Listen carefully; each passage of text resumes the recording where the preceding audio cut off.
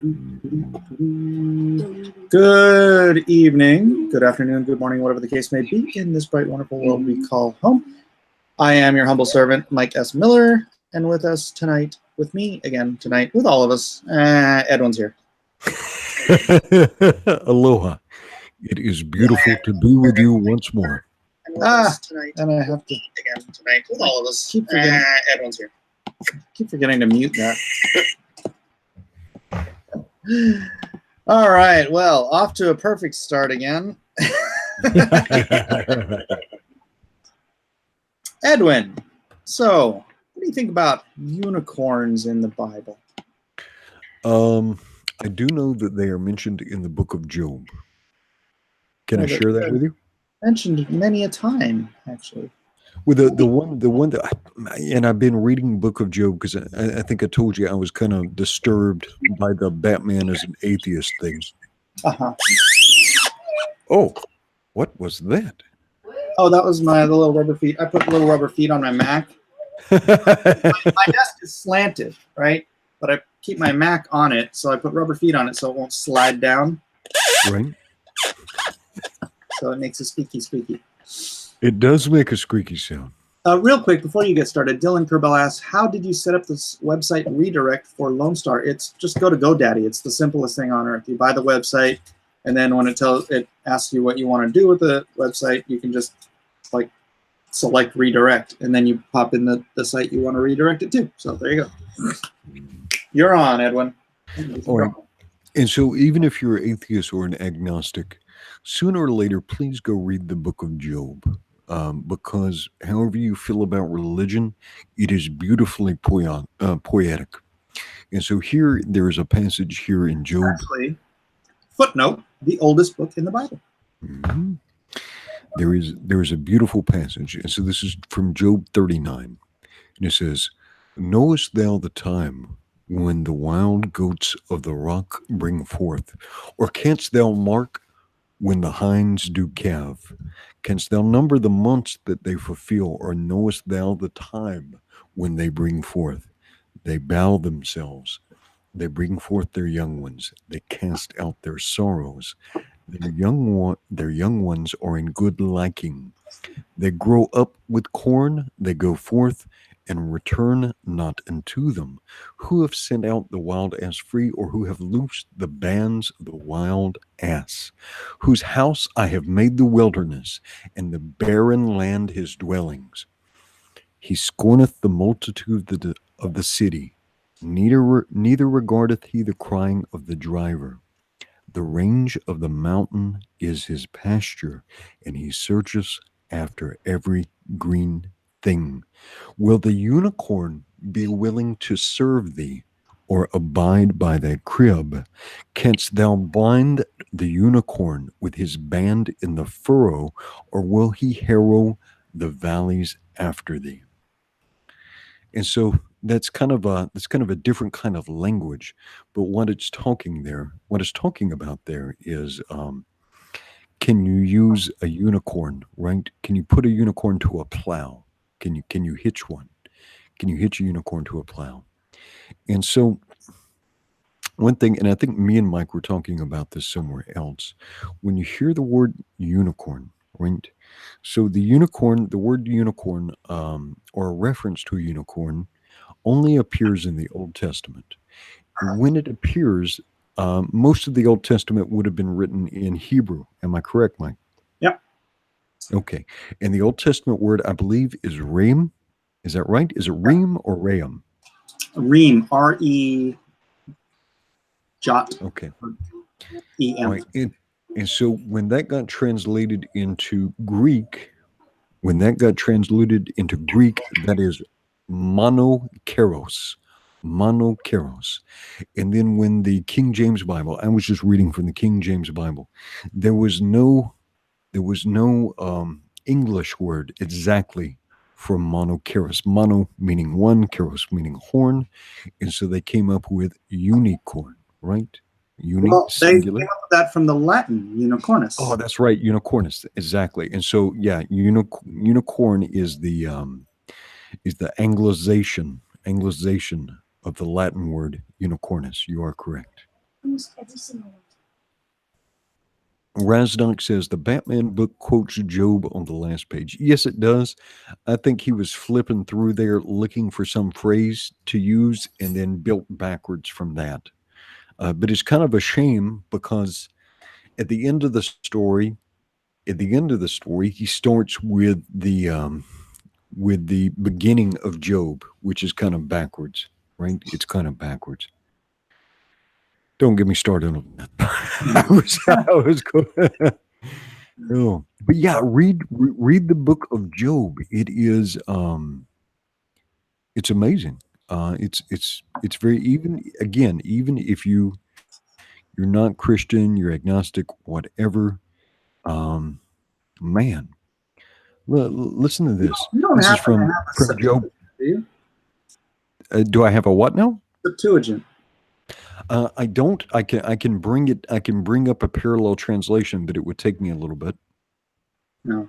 Okay. So I'm just wondering because one of the videos I watched was saying that there were actual multiple words that were being, in the Latin, and one of them was referring to the bicornus, and one of them was referring to unicornus, which are the Latin names for the rhinoceros today. To this very day, Yeah.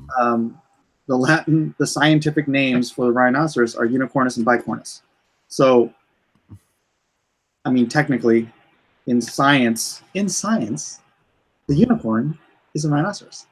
But the interesting argument that I was listening to was that also the bicornus, which falsely translated unicorn, I think is the only animal on Earth that has two horns of different lengths, like determinedly different lengths. Not like, oh, I broke one antler off and one's smaller than the other, right? Like it's identifiable as this creature has a lesser horn and a greater horn.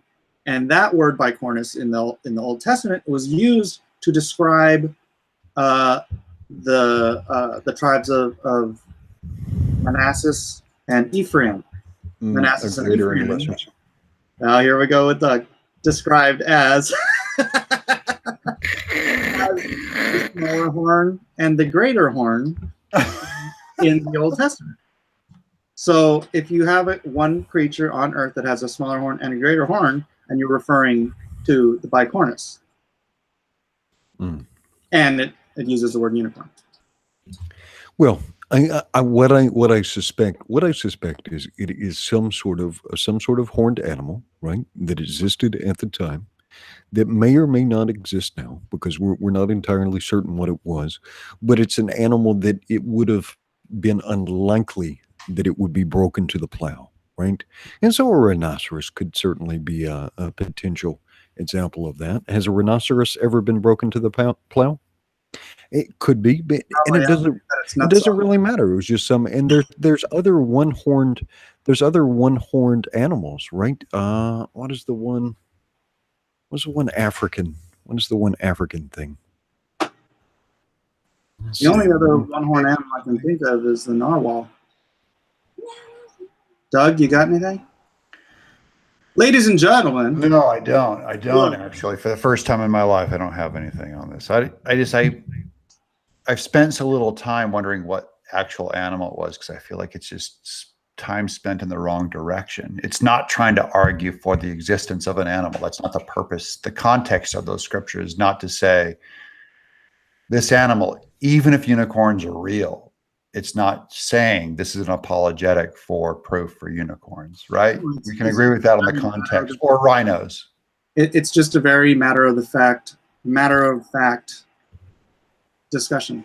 It's can you chain a powerful creature? It's using this language saying God's great wonder is like trying to chain this impossibly powerful creature. And it doesn't matter if he's talking about the Cyclops or a unicorn or a rhino. The context is this thing is unchainable. That's the context. Well, that's the message. Well, that's the message. But then to reverse engineer and say You see, the Bible is arguing that this animal is real. I think that's actually a wrong way to take the scripture. It is not arguing the animal's real. It's saying whatever commonly they were saying about this one-horned animal is it's impossible to tame. Well, let me ask you a question. When is the first fantastical depiction of a unicorn? The way we think of a unicorn, like Judgy the unicorn. Yeah, Judgy the unicorn. I mean, unicorns, they were popularized more so in the King James period. So in the medieval lexicon, a unicorn represented purity.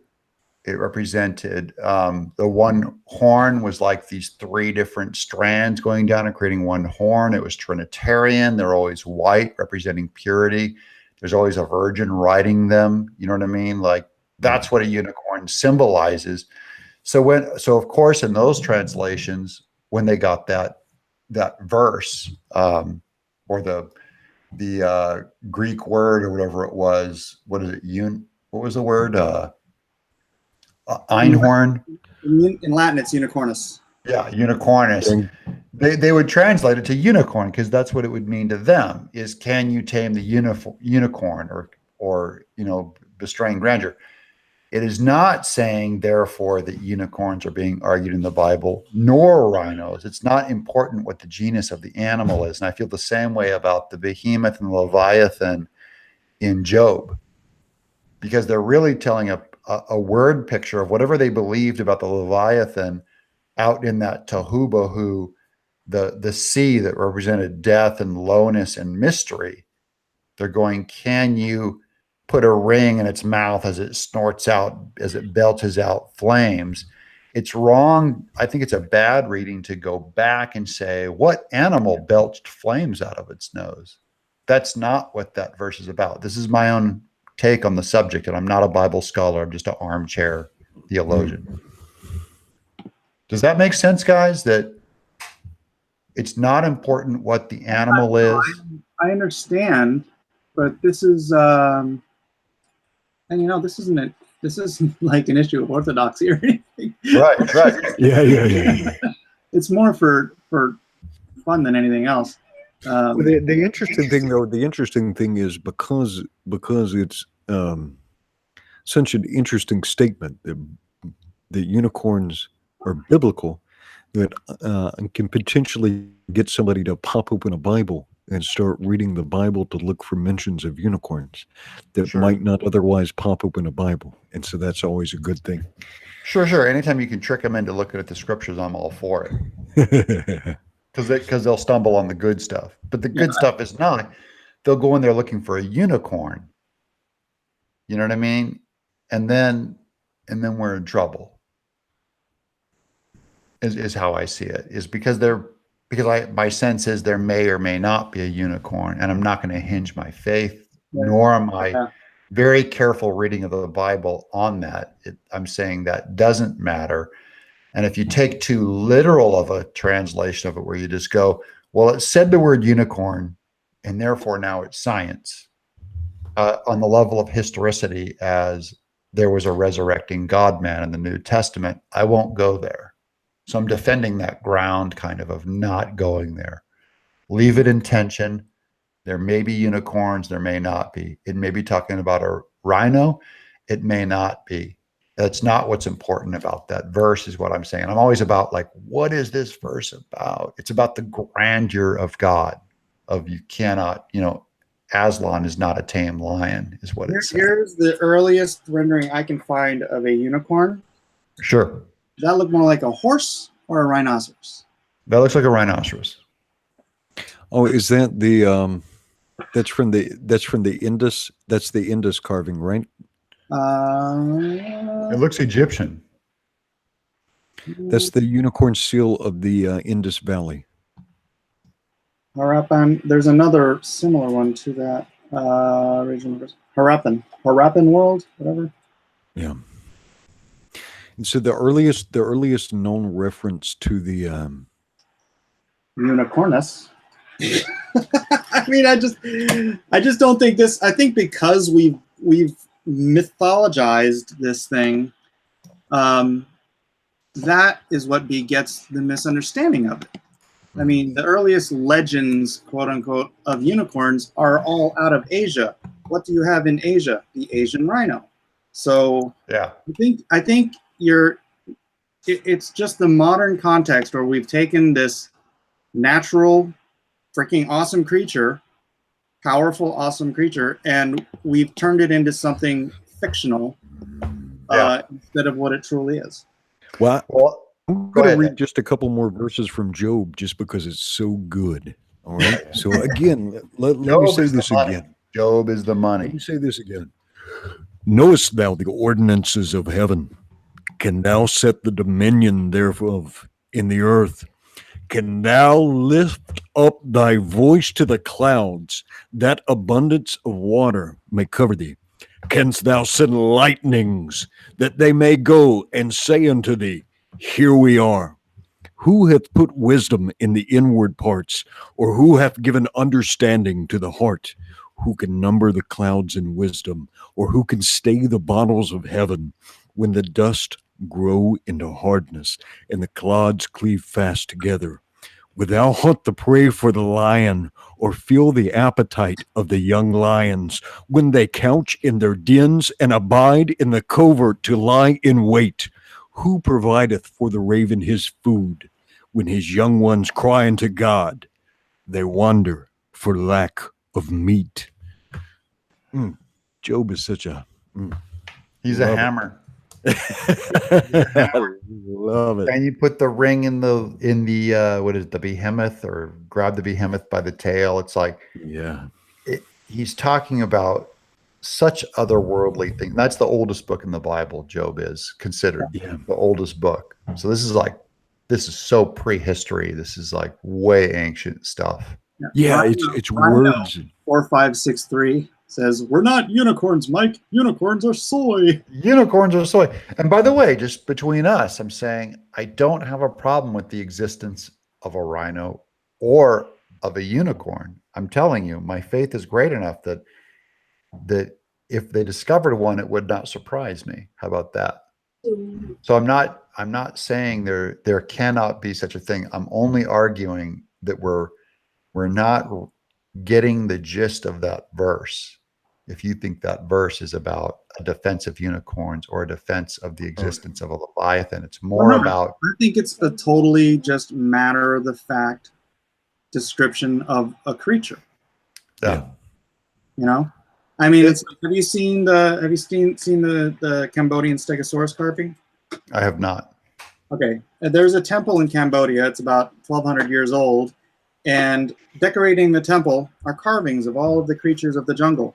And one of the carvings is a Stegosaurus. Yeah. I'm telling you, nothing would surprise me. Yeah. Oh, you're right. It sure is. Nature is amazing. It wouldn't surprise me if they found a Stegosaurus, or if it was around in those times that they made those carvings, much more modern than what people say those ages of those dinosaurs must be.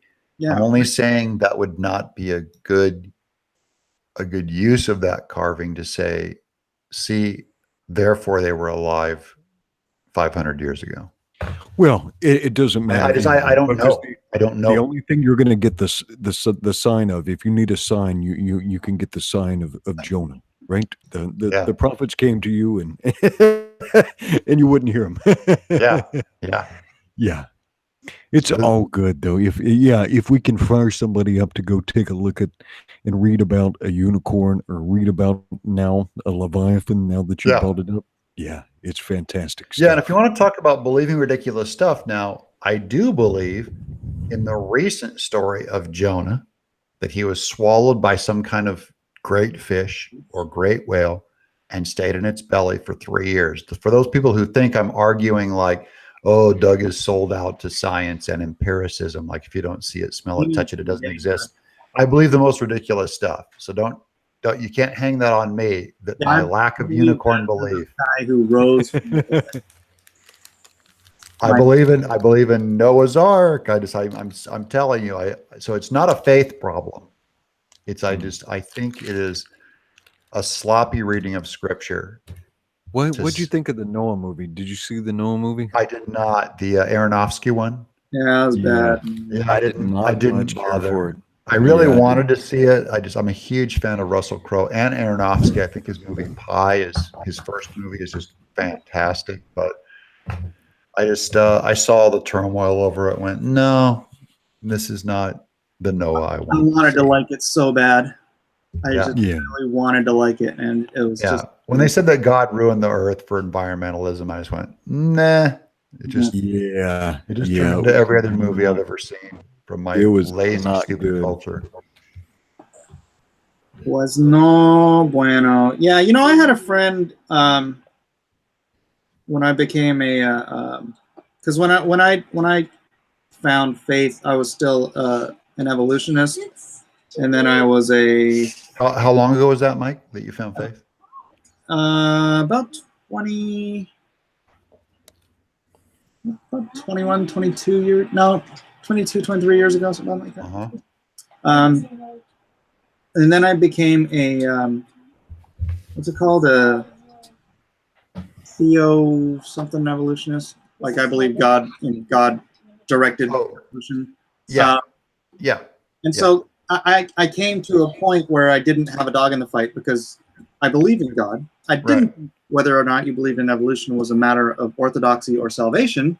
Right. And so therefore I didn't care which was true. I just wanted to find out which was true. Yeah. So Um, that theistic evolution. Theistic evolution. That's right. That's right. So God created the world, but used evolution As his in his prevenient grace or in his great long seeing. He could use a mass of seemingly random events to bring about the human life, which is not any form of creation we know. You know Right. what I mean? It's random. They need to make a choice. Is it random or is it directed? Right. Because that So would be a backhanded way of being directed for him to make evolution theistic. It's really creationism. yeah. So I believed in that, and then well, my point is I didn't have a dog in the fight, so I could look at the evidence objectively. Yeah. Because if you're trying to push one side or the other, you're going to skew your view to fit. Yeah. And I just, after going through it, I came away believing in the young Earth creation model. Sure. So, I'm more sympathetic to that than ever. My point was I had a friend who told me that I shouldn't say that out loud. I mean, he was a Christian too.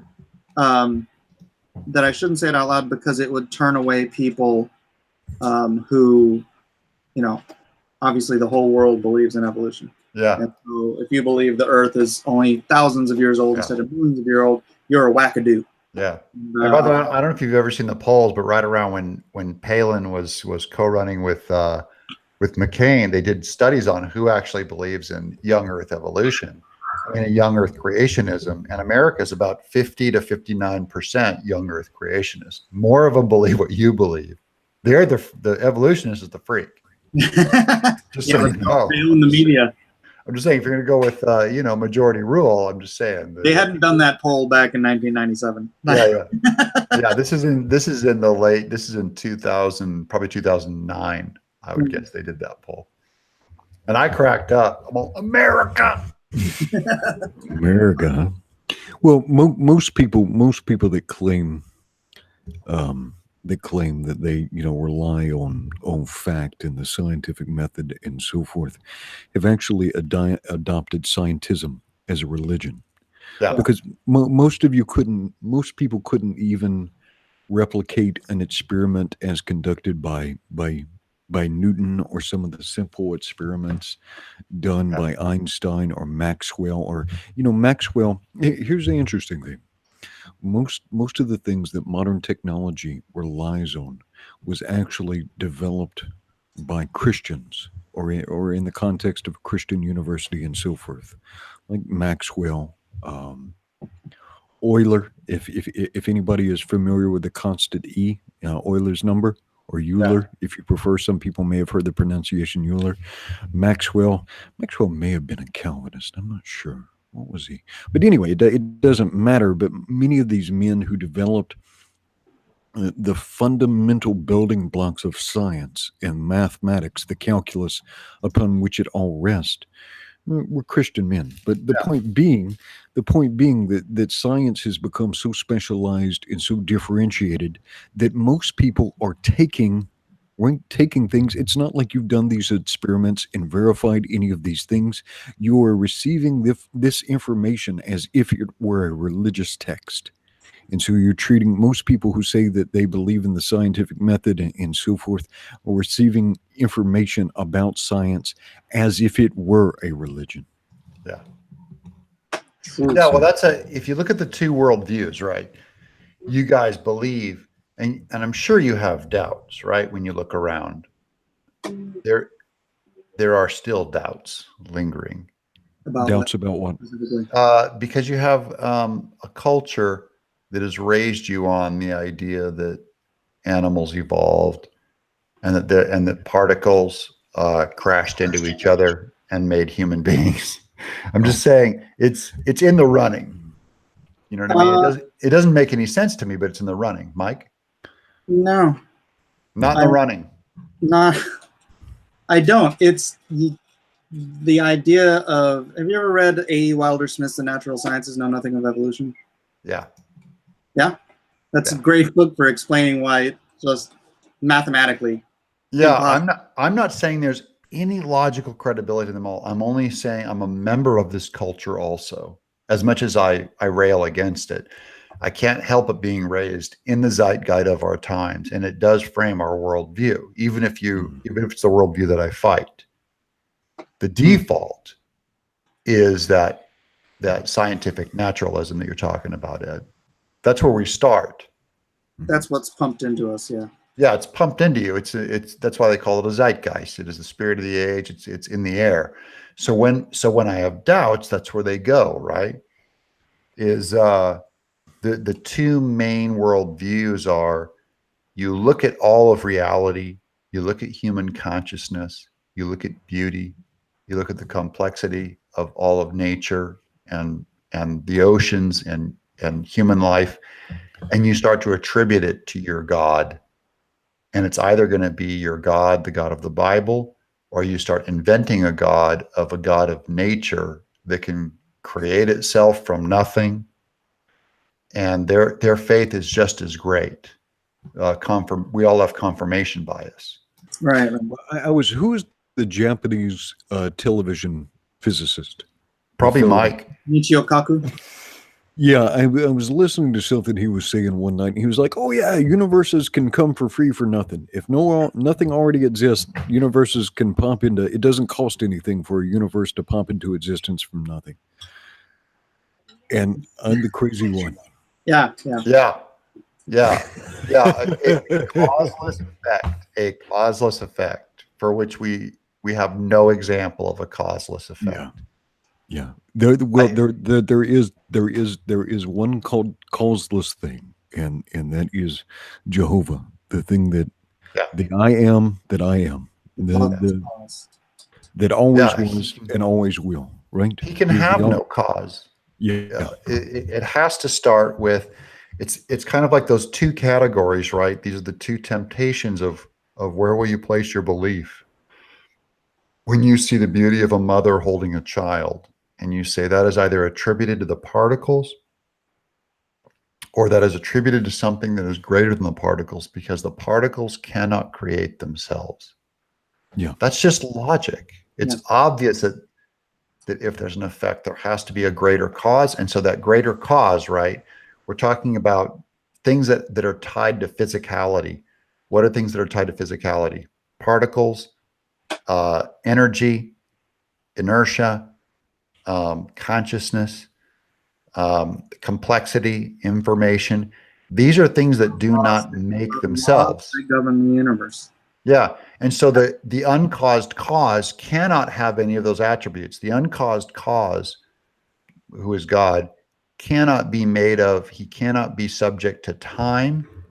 He cannot be subject to cause and effect. He can be unchanging forever. That's the thing that we have to know about them, because if he had an element of time in them, he could not be the master of time if he was made of time. Yeah, and so that's to me, that's when people say there's a difference between the Old Testament and the New Testament and the covenants and so forth. Only within our perception, because the God, the God of creation, right? The God of creation is the God of today, and the God, when all the suns and all the stars in the universe burn out, if he allows them to, he is in every second of time ever, whatever the Yeah. smallest meaningful second of time is, he is omnipresent as himself, fully and complete in every second, existing as one continuous being in every Yeah. second. There is no different from the God today and tomorrow. There's no change. He possesses it all. Yeah.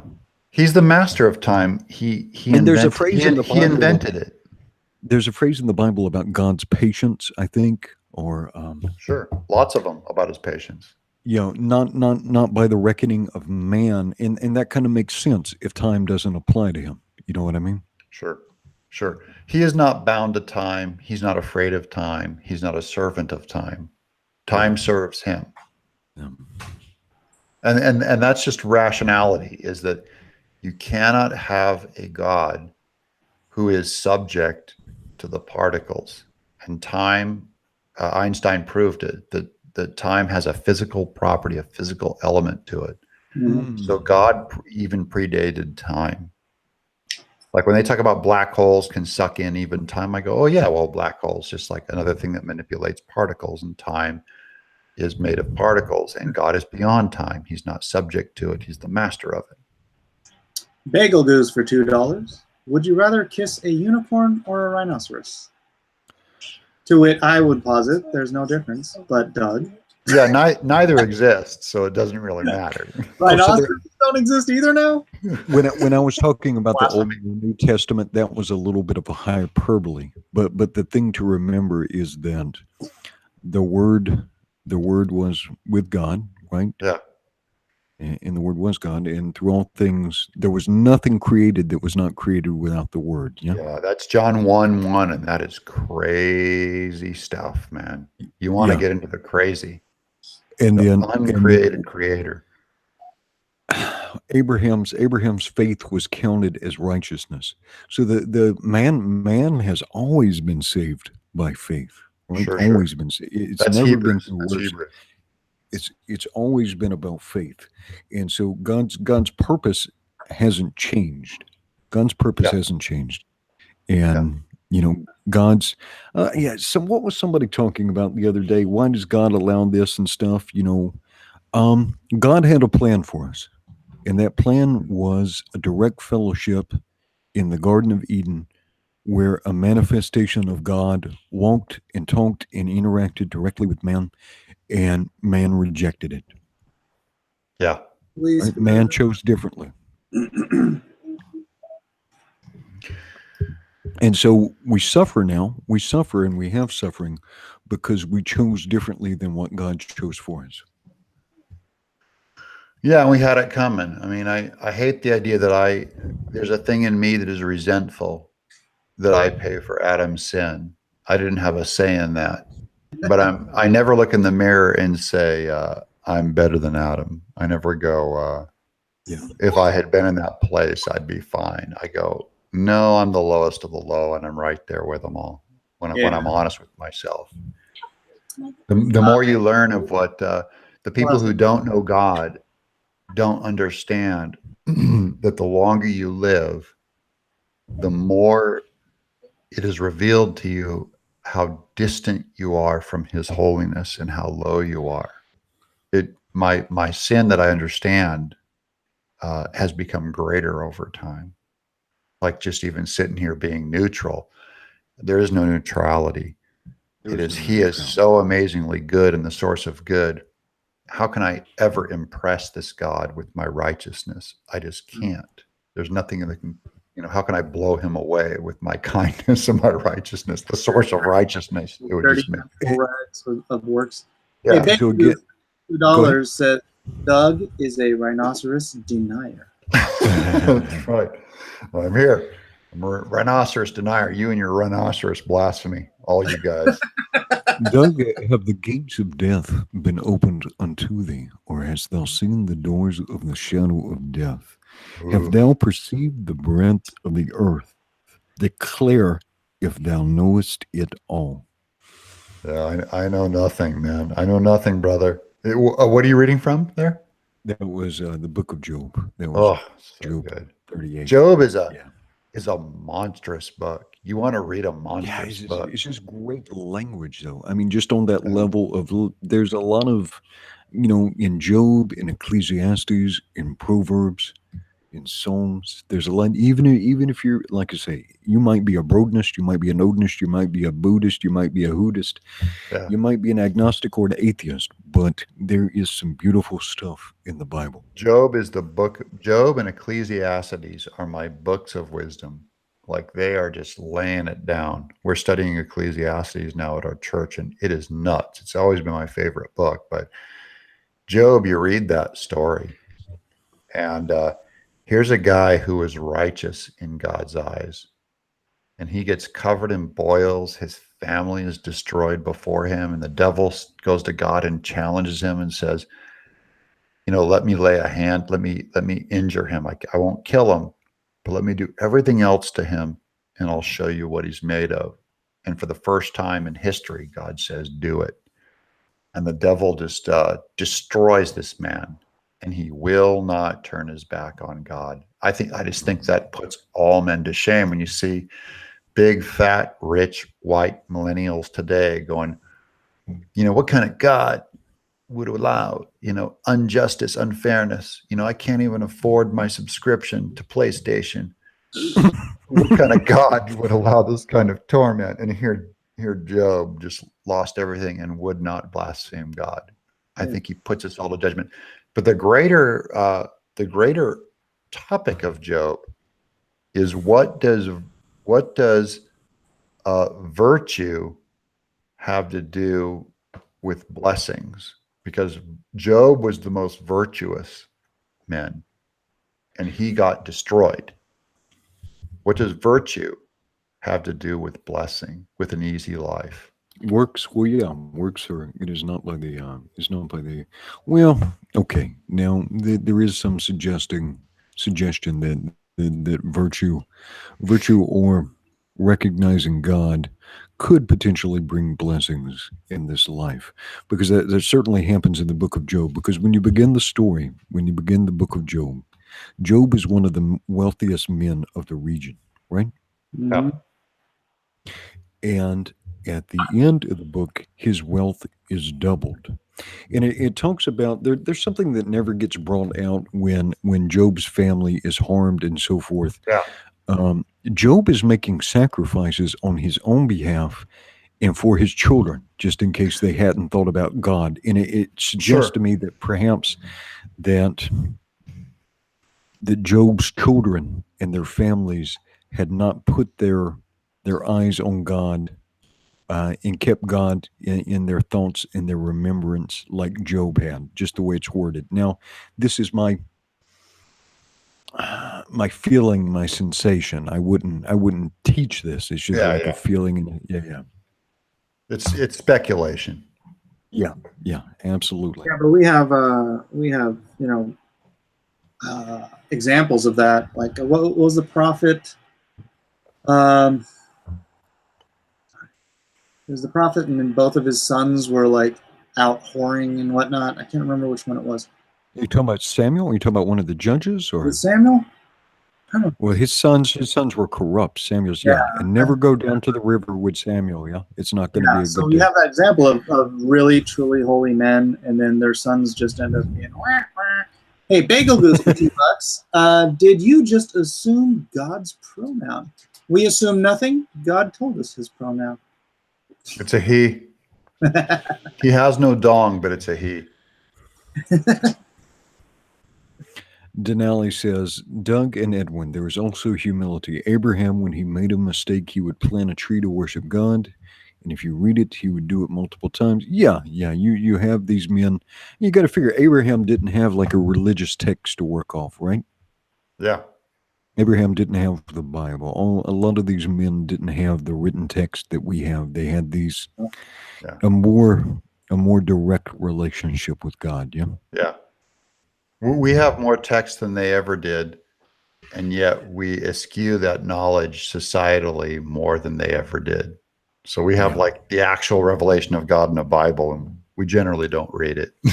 so why would God why would he disrespect himself? And, if you go back through the Old Testament, all it is you know, the body of the history of Israel is basically an example of each one of us, because how quickly do we forget the miracles? How quickly do we, you know, forget that God will provide? You know, how quickly do we always go, you know, what have you done for me lately, Lord? You know, and that's like the entire Old Testament. It's like king after king after king doing what was right in his own eyes. Yeah. Where's my PlayStation, God? Where's my PlayStation? I can't believe that's the Doug translation. Translation of the Old Testament. Yeah. Well, that is Ecclesiastes 10. That is Ecclesiastes. Yeah. Yeah. You were talking about the idea that righteous men would rise up, or whatever. There's Ecclesiastes 10:5 says, "There's an evil I have seen under the sun, the sort of error that arises from a ruler. Fools are put in many high positions." He's talking about this great injustice, while the rich occupy the low ones. "I have seen slaves on horseback and princes go on foot. Princes go on foot like slaves." He's saying that he sees bad men rewarded with good and good men rewarded with bad. And if you look around at our economy, this goes back to the Epicurean, the Epicurean challenge of how can a good God allow evil? And the Bible argued that long before Epicurus ever did.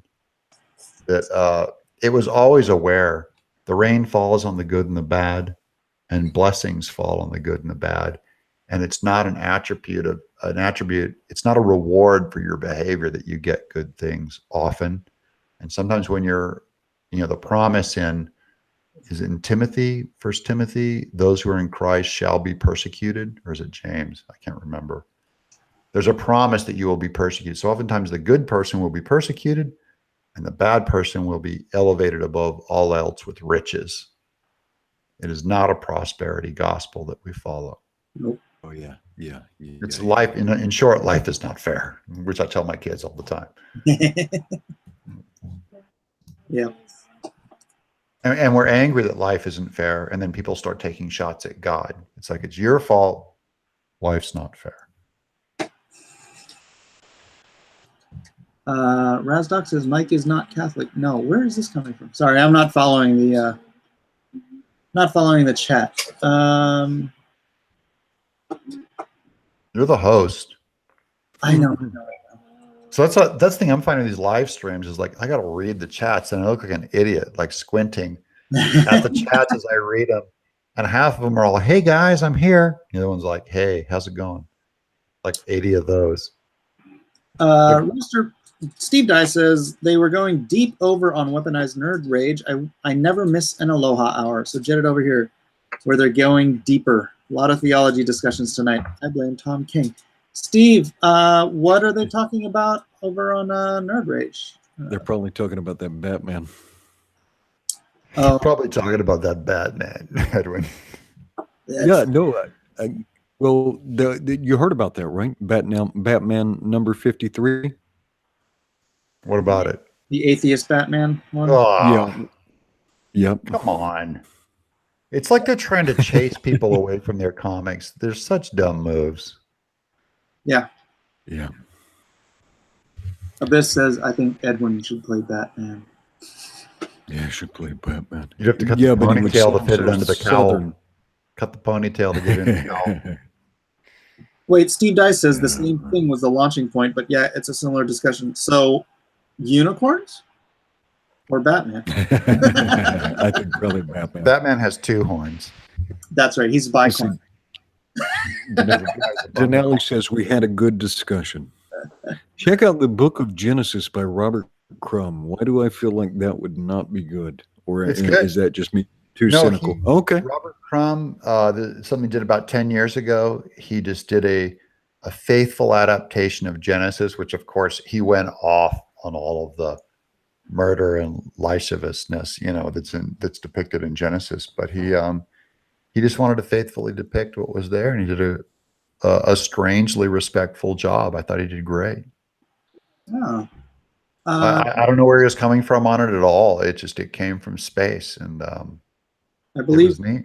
Penthouse did that too. Really? Yeah, they did a Genesis book, so they could have Adam and Eve walking around naked. That might have been the whole thing. Was just, Okay. Mike is our Penthouse expert. I never saw it. I What? just saw they did it. A local Penthouse scholar, Mike S. Miller. No. Even if you're not religious, the Bible has some amazing stories. Yeah, I mean, the Bible should be, regardless of religious or not. It's like, the greatest freaking book, the best-selling book in the world. It should be required reading, just as a historical document. Wait, here's another one for you. Okay, everybody should also read Proverbs, and so this is Proverbs 120. We've got an Artie Bear. We got a Artie Bear. Art T. Bear. Is that why we got an Echo Bear? He's trying to figure it out. Careful, what's happened? Give him Let me some get my time. headset on. Art, turn off MSNBC. Yeah, I'm trying to figure it out. Is this good? Are you guys hear Yeah. Yeah. I just hear TV in the background. Is that you? Are you watching Colbert? me? I'm watching Yeah. you guys. We'll turn the volume down on the video stream because it's coming in your microphone. Oh, yeah, you guys are right. Hold on. Okay, how's that? Right on. I think you Okay, got it. Art, we need to know before you come in, where do you stand on the unicorn? I haven't been listening. I like unicorns, I guess. I don't know. Little girls like unicorns. Art, are you Christian? I don't know if we've ever had Yes, he this is. conversation. Hold on. I gotta turn up this volume. I guess I'm non-practicing, but I would say yes. My wife goes to church every Sunday. That counts. That counts. Thank you, Doug. Is it like horseshoes and hand grenades? Is that the theological argument I'm hearing here? Actually, there is an argument for that because it talks about the spouse might That's right. might convert and Might save convert the the other husband. spouse. It's like I'm an Yeah. asshole, but my wife's a nice person, and I'll take that. It's my credit. We'll take that. I don't think you could ever be an asshole, Doug. Oh man, I'm the biggest asshole. Wow, not gonna- Terrible. All right, to you gentlemen. Generally during the Aloha hour, we do not employ profanity. Okay, I'm an a-hole. Does that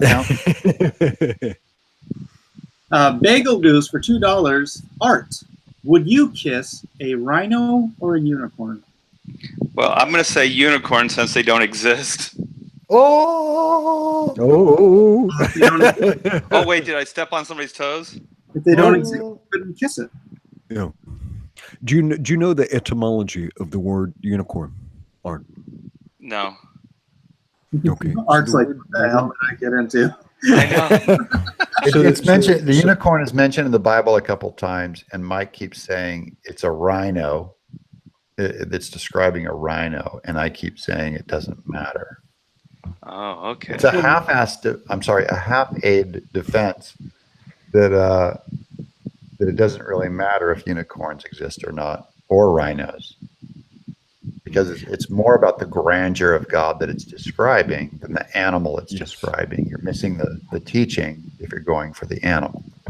That's So we my- shouldn't be literal with it. Yeah, my problem with, and this is what's so weird, is I believe every word of the Bible is absolutely true. I just think when you go literal with things, you'll look at a very surface reading of these verses, and they're always pointing at something huge that you can miss if you just read that top reading of the verse. And I So- think you can do both. So for people who are just joining us now and who may not be biblically literate, the word unicorn is used, I think, is it 7 times or 8 times, Mike? 9 times from some telling. Okay, about 9 times, somewhere right in there. Okay, in the King James Bible. Now, when you think of unicorn, don't think of like the fantasy unicorn that you might be thinking about. The word unicorn is used. Now, the word unicorn is the English version. Is the English version of a Latin word called unicornus, which is a translation of a Greek word called monokeros. Mono meaning one, keros meaning horn, and monokeros is probably an approximation of a Hebrew word. Did we figure out if it was kim or came? Was I forget. yeah, and my Hebrew pronunciation is not that good. But the word itself. Now, what this creature actually is, we don't know. We don't know. And as Doug argues, what it is probably does not matter. But it is some sort of mammal with a single horn that perhaps is large enough that could have a plow attached to it, but for whatever reason is unlikely to pull a plow. Okay, just Like from it's so wild you can't tame it. yeah, yeah. So for which also anybody who fits a didn't know- rhinoceros description, but Yeah, yeah. So for anybody who didn't know, the word unicorn is actually used in the Bible somewhere between 7 and 9 different times, depending on the translation. Well, if the question would be rephrased, which would I rather ride, a rhino or a unicorn? I think I'd rather ride a rhino. I think that would be badass. it'd probably be harder to tame. I don't know. I don't know, but I think for the photo op, it would be cooler to be, have a picture of you on top of a rhino than a unicorn. I don't know. Maybe that's just a guy thing. I don't know.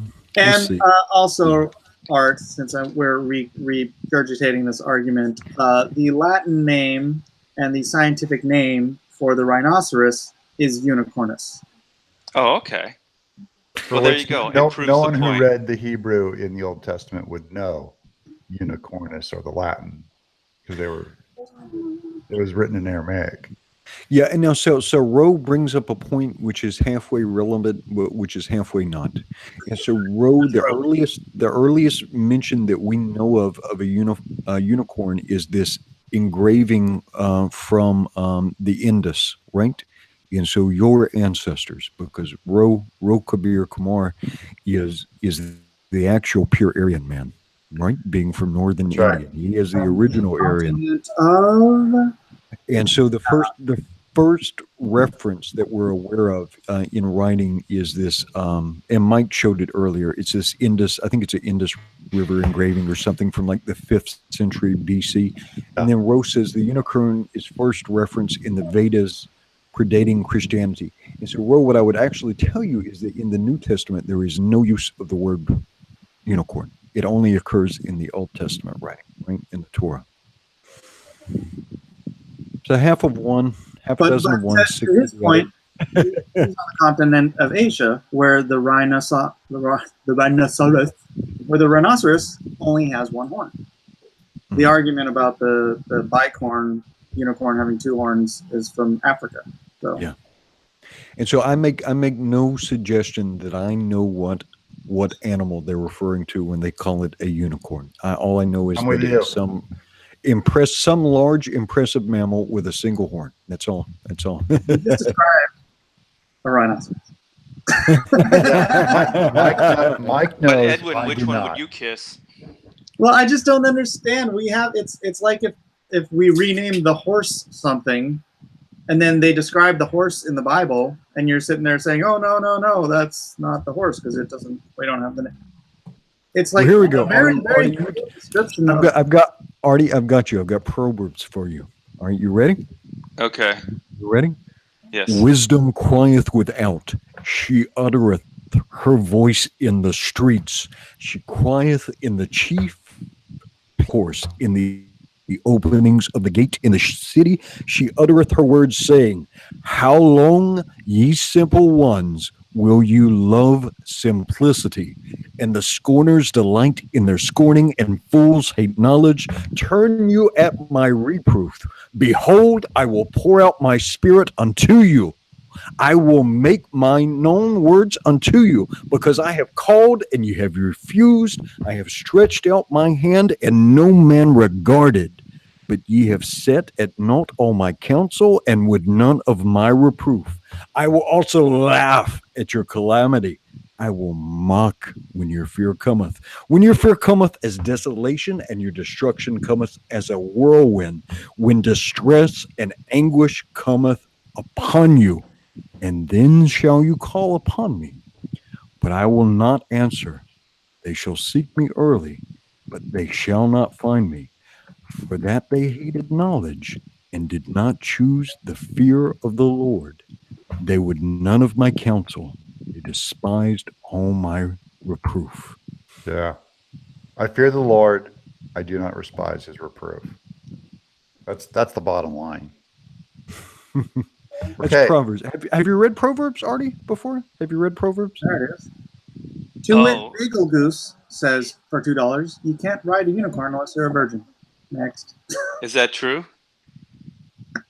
Art could still ride one. I want to ride one. Oh, no. Yes, Alpha Proto says that is Rorschach from The Watchmen. I will look down and whisper no. So Art, starting in Proverbs is a good place to go, because it's a book. Any of the book of wisdom, you read the book of wisdom and you go, these guys wrote this like 2,500 years ago, and they're amazing. It is brilliant. Ecclesiastes, Psalms, Proverbs, they're amazing. I think what I'm doing is I'm learning all this stuff through my wife. She's in Bible study classes, and she very has cool. Mine she too, has by her the way. girlfriends come over on Wednesdays, and they kind of deconstruct the Bible and they talk about it and they have tea. So I feel bad. I don't really have time. I don't have any leisure time to do much of anything. And I never really read the Bible as a kid. I was kind of, raised Catholic, actually not. Yeah, so there's no Bible reading there either. Yeah, there wasn't a whole lot of, the Bible study classes weren't really that much studying. Yeah. Well, I'm glad you just got to dig into a book and go deep on it and have fun with it. Yeah. And to me, what you do also, Art, is get the Bible app on your phone. Yeah. There's a free Bible app, and you can just put it on speaker, and it'll read it to you. Grom, Blacklist. Oh, that you can just work and listen. Yeah, that's cool. Yeah, I just when I'm driving to work or something, I'll throw on, I'm curious about this book. And sometimes the book of the Bible will be just like, this doesn't read very well. So I'll go to another one. But some of them are just, I went to the Proverbs, and they're just deadly laying down the all-time truth that does not change about fathers and sons and life and work. And it's amazing. Yeah. So hold on. I have this unicorn picture up for my brother. Yeah, I've got it up. Mike the crier. Mike, look at this image. Tell me right now, how many horns does this creature have? That's a bull. Yeah, how many horns does it have? The drawing has one, but it's a bull. It only has one horn. No, this is the unicorn motif. This is a unicorn but it's a perfect seal. profile, so you wouldn't see the other horn. Yeah, of course not. Of course not. It's all these seals. Oh, you're saying that's the same one I was showing? Yeah, I'm only saying you cannot. This is not a unicorn. Look, it has one horn, but look, it also has one ear and one eye. It's like, what does it say? Cyclopean unicorn with one ear. Okay, your point is that the old drawings are not of unicorns. It's total BS to make that a unicorn argument out of this bongo ebix, whatever it is. Ebix? You don't know they have two ebix. It only has one. Oh, I feel like there should be I did not come in here having researched this. I was trying to do it on the fly. Okay, well, the deeper you look, the more you'll see that no one has ever advocated for the existence of a unicorn anywhere, nor should they. Wait, let's do something here, because we've got the science fiction. We've got a lot of the Legion in the chat, so let me read something. Okay? You gonna get this $10 one? This is from Matthew 8. Okay. This is from Matthew 8, and it starts with verse 5. And when Jesus was entered into Capernaum, there came unto him a centurion, beseeching him, and saying, Lord, my servant lieth at home sick of the palsy, grievously tormented. And Jesus said unto him, I will come and heal him. The centurion answered and said, Lord, I am not worthy that thou should come under my roof, but speak the word only, and my servant shall be healed. For I am a man under authority, having soldiers under me. And I say to this man, Go, and he goeth, and to another, Come, and he cometh, and to my servant, Do this, and he doth it. And when Jesus heard it, he marveled, and said to him that followed, Verily I say unto you, I have not found so great a faith, no, not in Israel. And I say unto you, that many shall come from the east and west, and shall sit down with Abraham and Isaac and Jacob in the kingdom of heaven. But in the children of the kingdom shall be cast out into outer darkness, and there shall be weeping and gnashing of teeth. And Jesus said unto the centurion, Go thy way, as thou hast believed, so be it done unto thee. And his servant was healed in the selfsame hour. And that is the story of the faithful centurion. I thought I would read that because we've got quite a bit of the Legion in the chat. And GRP Poll, Canadian $10 says, can I get a shout out for at Redtail Comics Indiegogo, General Washington, Victory or Death? Oh, that's a good one. Yeah, I have seen that. The Guts promoting hard on Twitter. The Guts, I think the guy is promoting hard on Twitter, but he's smaller, so it doesn't have a big platform. Yeah, please, everybody, go to Indiegogo, check that out. Oops, I lost it. General Washington, Victory or Death. It does look really good. And Bigfoot Bill, And which is almost as historical as General Washington. Yeah. Yes, about Artie, you probably on YouTube, you can find like a beautiful version of it.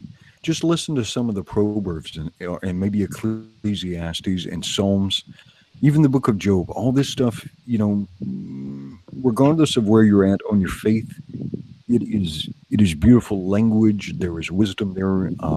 There's beautiful poetry there. And it's something that every educated man should be acquainted with.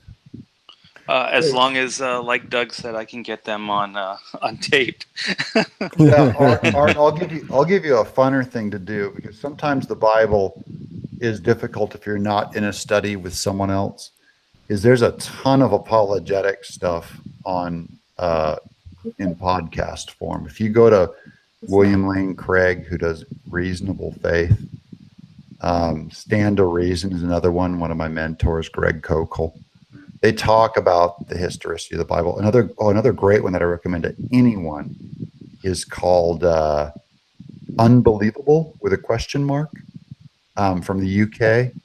He brings on an atheist and a Christian every week, or a Christian and a Muslim or something, and they have a very kind debate. And it is good theology that they lay down. It's really good for getting a bedrock kind of the kinds of questions that I have, that we have. Those are really fun podcasts, and you'll end up getting a lot of Bible from it without reading the Bible. But it's like kind of the Bible applied to reason and logic and to debate, which I find much more interesting as a guy. It's a lot funner. So Unbelievable podcast, I recommend to anyone. It's fantastic. Cool. And they have like 7 years of archives. Wow. Huge. And the biggest theologians come on. It's fantastic. I can't recommend. I was just listening to today while I'm working on my pond. I'm out there doing my water gardening, and I've got a podcast of that going on. Unbelievable, or some of my other political podcasts and stuff. And it makes the study of theology, and it's a good primer. Makes it easy. The stuff I like is I like the way Dennis Prager puts it. Are any of you guys into? I love Dennis Prager. My wife's reading. I forget which book, but she just today, when I was working on black and white cover, she came into the studio and was talking about the book. and how he relates current events and mindsets of human beings to the Bible and how it relates. And Yeah. it's almost like prophetic, or like it's like prophecy type stuff.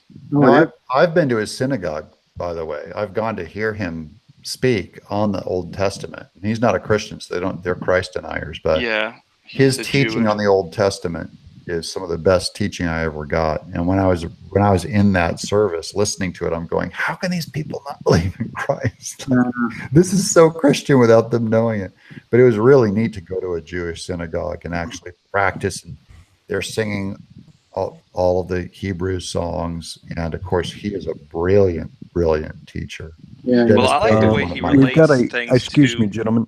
Oh, we got a super chat from Grom for $2, and he says, check out the live stream of the Shepherd's Chapel.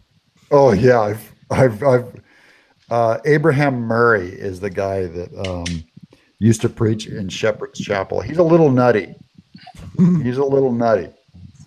But interesting. Oh, I'm gonna make you guys jealous. My daughter just brought in some cake, so. Oh. What kind? Just describe it, Art. I'm going to take a bite of it and see. It's got fruit in it, so it looks like it's peach, like a peach cake, or maybe lemon. Hold on. We'll forgive the fruit. Oh, it's pineapple. Oh, yes. okay. Pineapple cake, I'm all for. Nasser, Does Mandy go to church with her mom? What was that, Mike? Does Mandy go to church with her mom? Sometimes. And you still don't? I've been. I didn't say I didn't. Nasser said he's having a bad night and wants us to tell him a joke. So, Nasser, I've got a joke for you. You ready? A father buys a lie detector robot that slaps people when they lie. He decides to test it out at dinner one night. The father asks his son what he did that afternoon. The son says, I did homework. The robot slaps the son. The son says, okay. I was at a friend's house watching movies. Dad asks, what movie did you watch? The son says, Toy Story. The robot slaps the son. The son says, okay, we were watching porn. Dad says, what? At your age, I didn't even know what porn was. The robot slaps the father. The mother laughs and says, well, he certainly is your son. The robot slaps the mother. Robot for sale. So there you go. I hope that cheered you up, Nasser. A guy walked up to a pirate, and the pirate had a steering wheel halfway down his pants. And he said, what's with the steering wheel halfway down your pants? He goes, I don't know, but it's driving me nuts. Oh.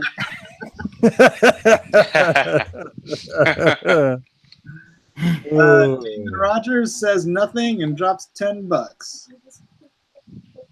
Oh, message retracted. The message, but left the money. Oh. Hey, Mike, did you get that invite for that that con in Philadelphia? No, I did not. I don't know if they don't have my contact or what, but I did not. You heard Ethan talk about it, right? Yeah. Is that something that you would be interested in? I'm supposed to do Tokyo the first weekend of December. I'm not sure if I would cancel Tokyo to do that. No, I wouldn't cancel it to do that, but Tokyo's awesome. Oh my gosh, yeah. Tokyo, that's cool. Are they paying for you to come out, or? No, they're giving me a table though. Wow. Which is, it's like $1,000 for a table. Well, do good. Represent. I'll do good and I'll do well. So, Doug, what do you think? I like it. I mean, I would go through some effort to go. I have a travel anxiety, so I don't travel well, and I hate Comic-Cons. Really? But, I would think that you'd love to draw in front of people. You have such a cool, loose style that would really... I do. That's the thing. That has nothing to do with the travel, right? I love drawing. Once I'm there and I'm stuck in this prison with a bunch of people, I will force myself to have fun with it. So I know that once I get there and set up, I'll be a man on fire.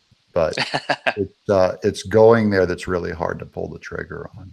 Is it So just flying, or is it just traveling in general? it's being away from the home. It has nothing to do with flying.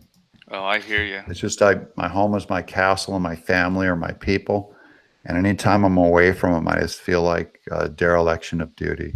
Like Well, I'm there was just, about 15 years that I didn't travel when our daughter was born, yeah. and I just stayed and did the dad thing and worked my butt off. And now she's 21, almost 22, so it's time for me to get out. But I think Yeah, you yeah. still have young kids, right? Yeah, my kid, they're 11 to 16 now, so they're getting up there too. Are But I any just of your feel like children interested in art, or are they taken after dad, or do they have different a interests? couple of them. My oldest daughter plays violin and banjo, and she draws. My son does Dungeons and Dragons, dungeons. He writes.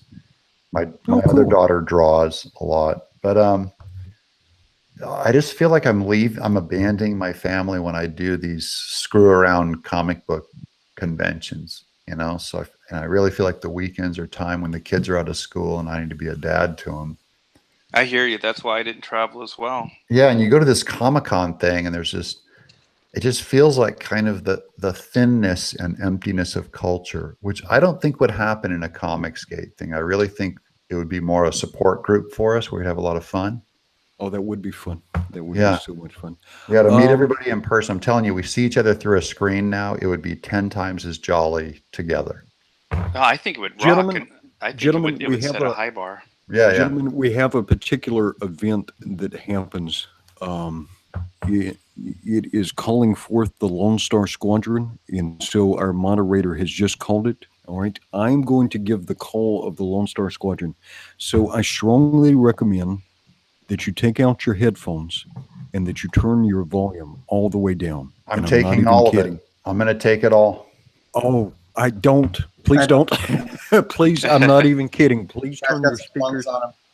Please turn your speakers down. Please remove your I want headphones. 90 decibels of Edwin. Okay. And Are everybody you going at to be home. yelling? Yes. It is loud. It is loud. So everybody at home, I'm going to give you a 5-second warning. 5, 4, 3, 2, 1. Lone Star Squadron!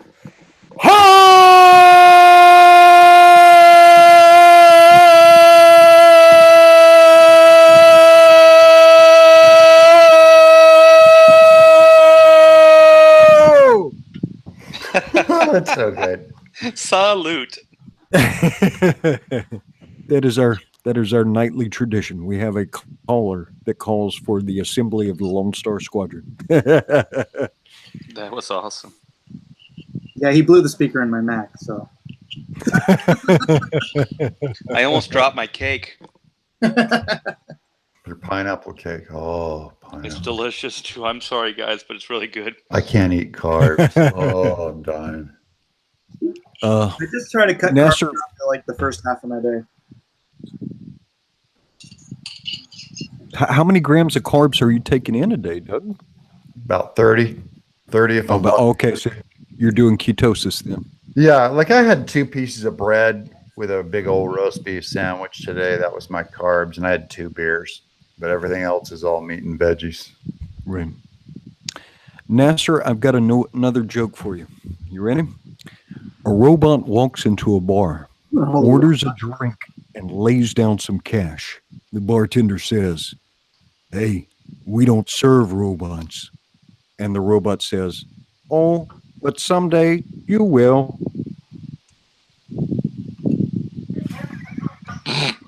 I'm waiting for it. I'm waiting for it. I'm waiting for it to hit. I'll give it to you one more time. You ready? Okay. A robot walks into a bar, orders a Okay. drink, and lays down some cash. Okay. Bartender says, "Hey, we don't serve robots." And the robot says, "Oh, but someday you will." I'm trying so hard, Edwin. I'm trying. Someday you will serve your robotic overlords. Oh man, I feel so dumb. It's okay. I just mean he would just stand there and wait until he served over. Like in, you ever watch the Simpsons episode where Bender, they did the Futurama crossover? I didn't You see don't it. remember that? Remember that? Okay, so Bender comes back in time to kill Homer. Long story short. At the end, Bender is the time machine, so everybody from Futurama ends up coming to this time, and then they all go back, and then Homer's like, well, how are you going to get back, buddy? And he's like, the old-fashioned way, and he just sets a timer for 3,000 years, and then like pushes his antenna down, and then Homer just sticks him in the basement. So he's just going to wait for 3,000 years. Good one. And that was right. That joke.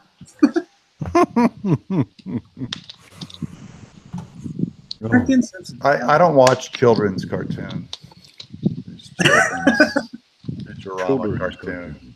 Hey, John DiMaggio did a voice for me on Cat Scratch. He was fantastic. Who does Bender's voice? Bender! Yeah, he's really good. Oh, that's cool, man. It's rad. By the way, Doug, thank you so much for Cat Scratch. It was one of my daughter's favorites growing up. Yeah, did you see my YouTube show I did today with Rob Paulson that I deleted by accident? Oops. No, I did not. It was like an hour and a half. I have him like talking about having cancer and all this. It was an amazing show. He's talking about how great of a guy I am. And then that's true. And then I deleted the episode by accident. Oh, wow. I'm a moron. You are so close to 30,000. I am such. You are at 29,370. So right now you're at $29,370. Hold on, let me get this out to the kids here. Wait 1 second. Let's get it up to 30. Right here. Okay, guys, I'm at 29,370. I didn't refresh it recently. There it is. Was it 630 you need? I only needed 15 grand, but yeah, 630 to hit me to get 30,000. I hate being outside of round numbers. My obsessive compulsive disorder drives me crazy. So you got to relieve my tormented soul. So 630. That's a all you lot need. That's a lot of cheddar. That is cheddar a lot is cheddar. better though. Yeah. No, these guys have been great. I've got 483 backers. Doug, NE Dynamo says that YouTube support can undelete it. Yeah, I sent them a message to see if they would do it. I sent them a link and a message, but I don't know exactly what email gets me to support. I tried a bunch of different emails, so we'll see. I hope they can do it. I imagine they're Rob Paulson fans too. I just felt like a moron. Like I'm sitting here crippling my way through all this technology, and half of my episodes, like my microphone is off, and I'm doing like 5 minutes into the episode interviewing people, and none of my fans can hear me. Like, your sound's off, old man. I'm going, fine, I quit. I hate everybody. I don't know what that feels like at all. It took me 20 minutes just to get on this chat. It's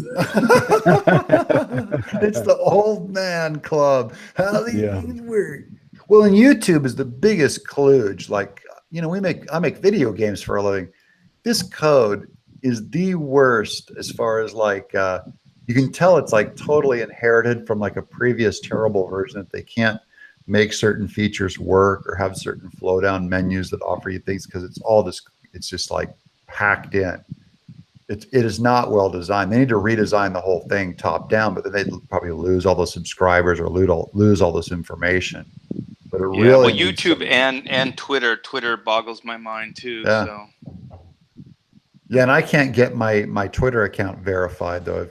I've had 12,000 people for like 2 years now, and they will not open that verification back up.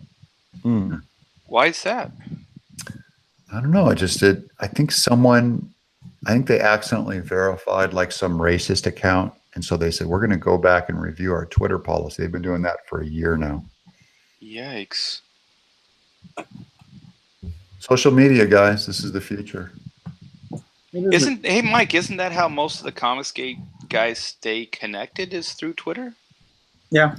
Yeah. Yep. Twitter and YouTubes. I like this YouTube thing though. Yeah, I every time I post something that is pro-conservative, anti-liberal, I lose, 10 followers, and then I'll gain, 15. So I'm technically coming out ahead. Yeah. My Instagram numbers went down By how pretty much? considerable when I kind of started siding with Mike and the gang. Yeah. Oh, really? Interesting. Yeah. Yeah. It's weird because people will follow you because of your art, and they follow me because of my art, and they just thought, I like the pretty drawings. And then as soon as you come out on a certain side, they'll just all dump out. And by the way, I've had some alt-righters dump out on me too because I criticized Trump. They just said I voted for the guy, but I mean, if I say anything negative about him, I'll dump about five followers. We'll leave every Now, time. how do you know? How do you know they're alt right? Because like Oh. I've been talking to like thousands of people in Comicsgate, and I've met maybe one that I thought was actually alt right.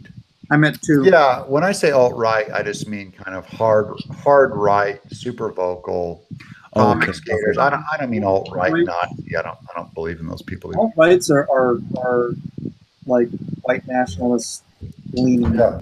And see, I won't even believe that vocabulary word, the idea that they turned that into the alt-right, because originally the alt-right was a hardcore, politicized, vocal, just right-winger. That's what I thought too, and I love. Frankly, I think the name is cool. But Yeah.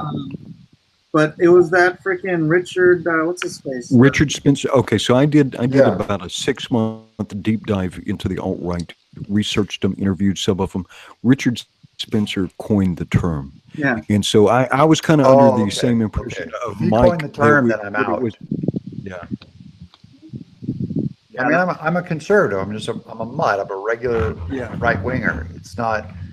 But there was a brief period of about a year where people were using the term alt-right in a real fluid sense that just kind of meant They use it as a Trump supporter, like a Gavin McInnes or something. kind of, yeah. But the word has just been so tainted. Yeah. If you, But I'm just saying, if alt-right means Nazi or whatever, then they're talking about 300 people in America. So it doesn't even mean anything. when leftists say alt-right, they use it as a synonym for Nazi. Yeah. Yes, Yeah. exactly. But they mean half of America that supported Trump. And Yeah. really, the alt-right Nazis are like, there's 300 of them in the U.S. Bunch of Yeah, guys there's with not a whole lot. haircuts. Yeah. No, there's not. And you can even get that from, if you go to the Southern Poverty Legal Center, Law Center, whatever it's called, that right-wing bastion, that right-wing think tank, the SPLC. Yeah. And they'll tell you that there's maybe about 6,000 KKK members in the whole United States. There's maybe 10,000 neo-Nazis. Alt-right is maybe somewhere between 20 and 40,000. We're talking about a minute sliver of America.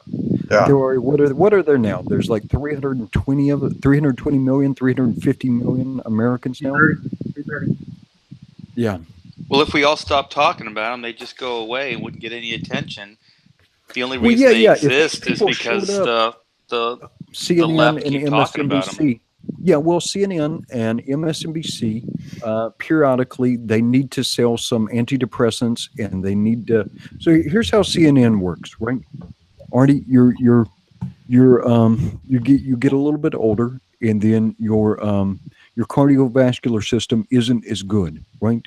And so CNN will run a commercial for Cialis or for some sort of erectile dysfunction pill, right? I don't have a problem there, by the way. I'm not saying you in specific. I'm talking about CNN. I don't know what you're talking about. It's really it's doing fine, Edwin. If that's where you're going. Fine. No. I'm not saying you. I'm just saying here's how CNN operates. They're going to run a commercial for a penis pill, right? Mike Miller does not cry. And then so the soy boy buys the penis pill, right? And then he puts his penis in a place he shouldn't put his penis, and he comes away with some In a sort of robot? disease. My kids are in How come I can't say asshole and you can say penis? Hey, Because language. he just all right. You're killing my bit. You're killing I'm my not doing bit. it Dylan. anymore. You're killing I'm my just bit. laughing. Artie, you're the humor destroyer. I'm laughing. They're talking. All right. Why am This I is getting all blamed Art's for fault. This is Art's fault. So from this is our commercial on fault. CNN. The robot's So from this back. commercial on CNN, you buy the penis pill. Not you, a person, a soy Okay. boy buys the penis pill. A soy Then boy. he puts royal you. then he puts his penis in a place he shouldn't have put his penis. And he Okay. contracts a disease. So then CNN runs another commercial so you can get Herpetrex or some sort of pill that will allow you to cope with this sexually transmitted disease that you've gotten. Now you're sitting around Art, the are house you watching listening? CNN. Are you And eating you're cake? depressed. You You're didn't depressed, know. but I'm that's done with the okay. cake. That's okay because CNN has a commercial for an antidepressant. And so this is the Celebrex. vicious cycle. Yes, Celebrex. This is the vicious cycle. CNN periodically needs to bring out the alt-right or some Nazis or something to get you, oh no. So they can scare up some ratings Yeah. and so they sell Are you some saying I need a commercials. pill when I watch CNN so I can get it up? Yeah. Yes, That's yes, what you got from that? That's the takeaway. That was That's the what I takeaway. took Yes. from that. That's You the nailed it. takeaway. You nailed All it. right. Yeah, you nailed it. Yeah. No, I hear you. I understand. It's all part of the plan. Hold on, guys. I'm getting hit on Twitter. Hold on. Oh no. I'm gonna share screen here. Oh sure. Yeah. Getting Absolutely. hit by a good one on Twitter here. Let's find this kid right here. This says, does anyone remember last year when Doug TenNapel, the creator of classic video game Earthworm Jim, that's for Google searches and clickbait, attacked and misgendered a transgender writer for Kotaku? Does anyone remember that? You guys remember that? Where? No, who was it? It was a guy named Heather, and he did a giant hit piece on Earthworm Jim, and so I tweeted one tweet that said, "You're a good man, Heather." And, Oh, I remember this. You posted all this battle, right? Over, yeah. And the yes, internet just blew up, screwed up my Google, my Google searches and everything, and they just so now every couple of weeks they have to retweet this stuff to make sure everyone's doing the right Google searches. And So this is not a Johnny Cash song. This is not a boy named Sue. This is a boy named Heather. That's the modern version. Yeah, and it's weird because I actually reached out to Heather saying, "Hey, if you want to talk this out online or something, I'd like to get to know you, and just if I offended you, let's talk." And of course, no response.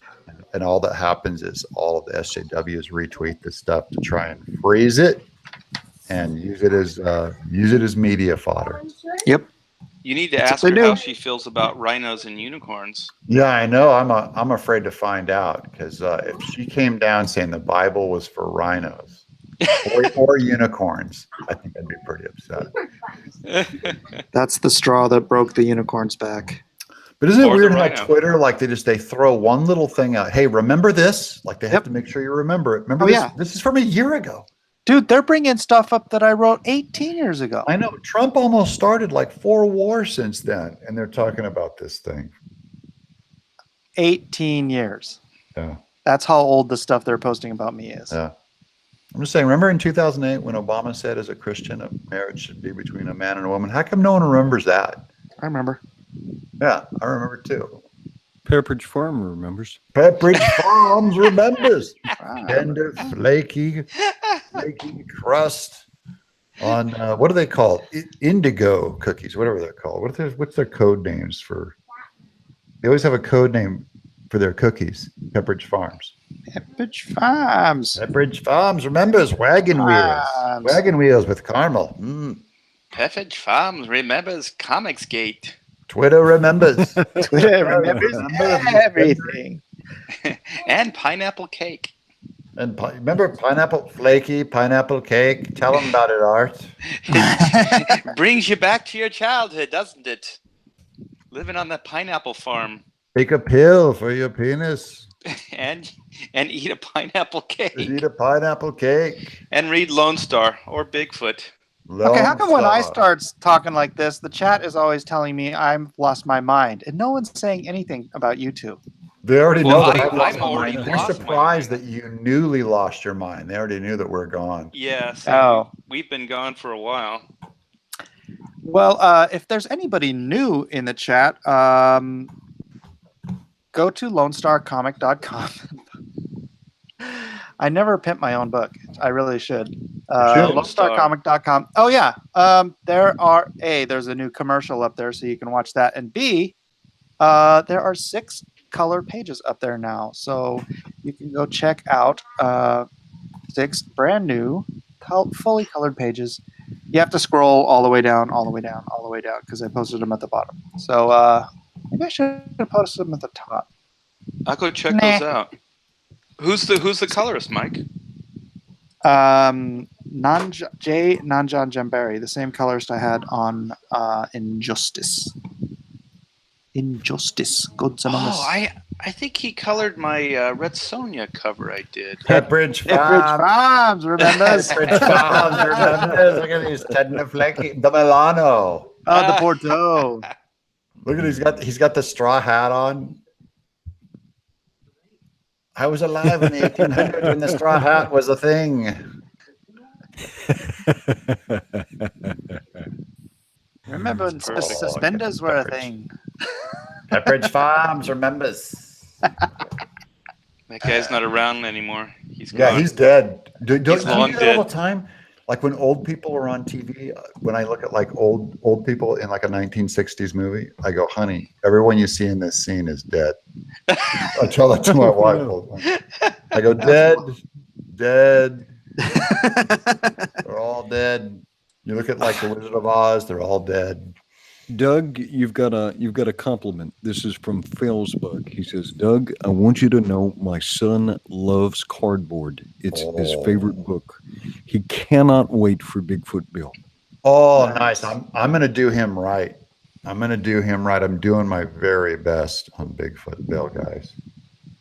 And cardboard is one of my best books I've ever done. That's we got Antonio Bryce is in the chat. How you doing, Antonio? How you doing? How you doing? Antonio. Where is he? Oh, there he is. Oh, yeah. He's in the chit-chat. He's going to be my new Franklin, my new Tennessee buddy, because he lives just a few towns down in Murfreesboro. So we're going to hang. Oh, wow. Really? Yeah. He's a Tennessee. I looked at how good his artwork was. The writing and art on that comic was. I go, there's a fellow comic guy here in Tennessee. I didn't feel so lonely suddenly. There's one other. Yeah, there is. There's like a couple other in the whole state. I found out Eric Powell. He said Eric Powell's in Nashville. Oh, really? The I thought it was in Portland. I'm going to hit that guy up. I'm going to find him. Because I'm a buddy of his. He did a pinup for me on Creature Tech. He's a liberal, but we'll hang. He's from Portland, isn't he? No, he's from some other place, some other flyover country place. He publishes through Dark Horse, and that's Portland. Yeah. Maybe that's Yeah. what I'm thinking. That's the one. Yeah, I love the Goon, though. His artwork is amazing. He's got a great eye, man. Yeah. If you and Antonio are going to get together for us, you should do your version of Arrested Development's Tennessee. I think that would be an amazing thing. Yeah, we'll definitely make a show of it. I mean, he was cooking gumbo for Ethan, so we'll either cook something at his place or come over to my house and have cigars or something, and we'll broadcast that because that'll be fun. Talking comics. Oh, Antonio, when you make gumbo, what kind of sausage do you use, brother? Tell us in the chat. it's got that weird name. It's like angui or something. Antui. Antui, yeah. The Antui sausage is what you use in gumbo. Yeah. If you do it right. Okra. You ever had okra, Mike? You ever had okra? Or is that just a Yes. southern thing? Yes, I've had okra. My wife's from Cairo, Illinois. So the ass end of Illinois is in the South. They have fried okra out here, and it is delicious. They fry it in cornmeal. It's fantastic. It's like candy. Actually, why don't we have Antonio come on? He's a cheerful sort. We can question him about his faith. What do you think, Mike? Yeah, you can question about his faith. I got to jump, guys. I got to go to bed, man. Yeah, I got I'm to usher surprised for you're my up this service late. tomorrow. I got to usher. Well, thanks for coming on. I know you just really wanted to get into it about the unicorn thing. Yeah, we laid down. We threw down on the unicorn, and so what's been said's been said. Yep. Peace. I feel enlightened. We'll let everyone in the audience make up their own mind. As it All right, should my be. brothers. I wish I was more of a night hawk. I get up too early, so I got to go to bed early, and I have too much whiskey in me. So Yeah. Hey, brother, you know what I'm gonna do for you? I'm gonna send you a couple of nails so you can hang that painting up. oh yeah, I've got nails. I've got nails. I gotta No, find- you can't now. That thing's been there forever. You I know, you can't I know. change that now. Everybody's Dude, gonna freak somebody out is when gonna that thing's trip. hanging on the wall. Somebody's gonna trip or drop something, and it's gonna bounce right into that glass and break it. Yeah, yeah. I'm out of the traffic area of the house though. My studio's off to the side, so I don't get a lot of traffic over there. Do you have your big feet? I gotta find my stud detector. so I can Yikes. nail in right, and then that's going up. Right here, baby. That's right, stud detector. You just turn mic on, and you can tell who the stud is. There he is. I There was he saying, is. He's over there. Me. All right, my brothers. God bless you all. Have a great God night. bless, Doug. Thanks. It was- Good times. Have a good night. It was It was fun. so generous of you to have me on, guys. Aloha to the Aloha. Hour. Aloha. Aloha. Aloha. Oh. All right, so I tossed a link over to Antonio, so we'll see if he comes in. Artie, how you doing with black and white? Good. Thanks for asking. I've been working on and off today, spending time with family, but also drawing the first cover. So I'm real happy with the layout. I've only done about 8 different layouts. I've seen all this great work you guys are doing. So it's been quite, I just feel competitive. Like I got to do something good to stand, up to, the standards that everybody else is doing. So It's got to be your best work ever, Art. I hear you. And actually, I'm not usually overly happy or confident with anything I do, but I really like the layout and it's almost done. So tomorrow I'll start putting it down on artboard. So I'm real happy. Yeah. It's moving forward. Excellent. Hey, Art, let me ask you something before we. Yes. Well, we can say hello to Antonio. Hey, Antonio, Howdy. buonanotte. Yes. Welcome All right. to the Aloha Hour, brother. Welcome. Yeah, welcome. to the Aloha Hour. Good to be back. Right on. That's right. Because who had you first? You did. That's right. I thought Ethan saw me on your show and he was like, "Yeah, I saw him cooking gumbo," and I was like, "Okay." But yeah, That's all good. So, Art, I was going to ask, Mm-hmm. in your process of working, what is the slowest part of your creative process? I think just doing it over and over again until I find something that I like. So it's, as far as drawing, it's just drawing layout until I find something that I'm comfortable with. So and it's if I layouts. have the enthusiasm, if it's working for me, then I can do it relatively fast. But it's finding it for me is the biggest challenge. Inking is no problem, Like So it's Kevin layout. Smith said, it's just Layout. tracing. Not the way I do it, but So, long answer short, layouts. Right? yeah. I had this conversation with Matt Broom once because he takes forever to do layouts, but he can do finishes like really fast. And I was like, well, I can do layouts really fast. And then it takes me forever to do finishes. Maybe I should put my chocolate in your peanut butter. Ugh. I need some Cialis for that, or whatever Edwin was saying. Actually, we've got a vital question here, and this comes from Ro Kabir Kumar. This is horribly offensive. You ready, Antonio? I'm ready. It's horribly offensive, so of course we must ask it. Antonio, what is the weather like in Wakanda? I actually saw that, and I'm answering it right now. But since you asked over the chat, I'm assuming It's really hot, but they have a super advanced air conditioner to cool everything down. That's better than what the Western world has. That's Yes, I would assume. yes. Mhm. Better Well, you have than the that big dome, too. colonizers? Colonizers, yeah. Yes, but yes, have to keep the colonizers out. Yes, you have to Yeah. keep them out. I Except when still you have need to their see that stuff. movie. It's just, I like the movie though. That was good. I ain't seen it. You ain't seen it? I ain't seen it.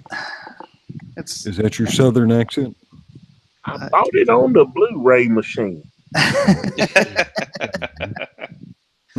well, there are multiple Southern accents. There's There are. like a This is Yeah, true. that's definitely a lot of people. That's one thing I hate when they have these actors come in and do these Hollywood movies. Like I just watched The Client the other day, and they had everybody speaking with these weird Southern accents, and everybody is like, "That guy sounds like he's from Mississippi. That guy sounds like he's from Georgia." That's like everybody sounds like they're from different places. There's 3 or 4 different accents just in Louisiana or Florida. the Carolinas. Yeah, that's why I was like, just depending on where you like, you in swamp country, you're gonna talk a little different from somebody that's like in Miami or whatever. So Yeah. Well, there's one accent that's real nasal. It comes up out of the nose, and it kind of sounds like this. That's Carolinas. Oh man, that accent, something else, man. Just come that right sounds up like out of your neighbors. Yeah, that sounds like what's a surprise. Yeah. Like even my brother, because I've been gone from North Carolina so long. My brother Chain Joel 32 in the chat. His accent sounds different than mine because he spent most of his life in North Carolina. So I got to ask you, Antonio. All right. What is your religious faith? This is a serious question for a moment. What is your religious faith, brother? I am a Christian. Okay. Very good. We were reading some from the Bible earlier tonight. We're talking about the context of unicorns. Yeah, because the word unicorn yes. is mentioned in the Bible. We did not grill him as he came in. So Antonio, you heard the argument before. Yeah, Unicorns. the thing with the rhinoceroses and stuff, y'all lost me on that. I was like, oh boy. Okay. Yeah, I was like, okay. Are you siding with Doug TeNapel? He's not even here. It just, I don't I know. brought you into Comics Gate. You will believe Oh man, I was just like, it just sound. That's the thing I have to talk about with my friends that are even more religious than I. Their knowledge of the Force is much stronger than mine, and they try to school me on certain things. And I'm like, look, I believe that there is a God. I believe His Son died for our sins. And then, and I should be good to others, and hopefully good things will happen to me. Other than that, that's kind of, I find different religions to be fascinating, which is why I write about some of those things in my book. And some people, I'm sure, will find that to be interesting. So, unicorns, yay. Let's see. Mickey Mouselini, the friendly fascist, says, I want a rhinocorn comic. I made up the friendly fascist part. Rhinocorn. I'm gonna make a character. I'm gonna call him Rhinocorn. Just put Deadpool like riding on his back, and you're done. Yeah, you can print a T-shirt on that bad boy. Can't believe Oh, somebody in the chat thought I was making fun of Tug. If you guys don't know, I grew up in North Carolina. So my parents were born in North Carolina, and I grew up in North Carolina. I've just been gone for a while, so I still think my accent sounds Southern. It's just softened some. Yeah, you sound more like you're from Georgia. Mm-hmm. Well, there's I even can see California accents. Mike, did you ever have that when you dealt with people on the East Coast, and they go, "You sound like a surf guy." Well, California has become the standard accent globally for American English. Like if you go to the Netherlands, they speak perfect English, but they speak perfect California English because they speak it I mean, absolute freaking so perfect that you would think they were all from America, like from California. And then they'll turn and talk to each other and they start speaking in Dutch and you're like, Oh, interesting. Interesting. Follow along with me. It's because of TV. It's because of Hollywood. Well, I remember like just dealing with DC and Marvel in the day, and they'd go, "You sound like a surf guy," and I go, "Well, maybe because I live at the beach." You know, I never even thought I had an accent until then. Gnarly. Well, nobody thinks Yeah. they have an Guess accent. What I just found. Psychic spies from China try to steal your mind's elation, and little girls from Sweden dream of silver screen quotation. And if you want these kinds of dreams, it's Californication. Now, coming on down, though, The red pay your surgeon very well to break the spell of aging. Celebrity skin is the first chin, or is this the war you're waging? Firstborn unicorn, hardcore soft porn. I dream of Californication. Unicorn. Interesting. See? Right in the I See? love that song. God is speaking to you about the unicorn. Right there. It's I saw speaking through the the chili Chili Pepper. pepper. It's I saw understood the that Chili Peppers. Hollywood sells Californication. Yeah, I love the Chili Peppers. They were awesome live. I saw them with Gnarls Barkley at the Bridgestone Arena, home Gnarls. of the Nashville Predators. Yes. Chester Busby, at the risk of his wrench, says, "Okay, Mike, we all know you speak English." Oh, man. I giveth, I can taketh away. Oh, man. I'm actually glad you said it. That made me, something popped in my head. Okay, you remember the Lethal Weapon movies? They had that guy. There was a guy there that he had like the worst stereotypical It was Asian. Jet Li, dude. Yeah, it was hilarious though. It was Jet Li. You mean it's No, fried no, rice? it was Fried the. rice. Click.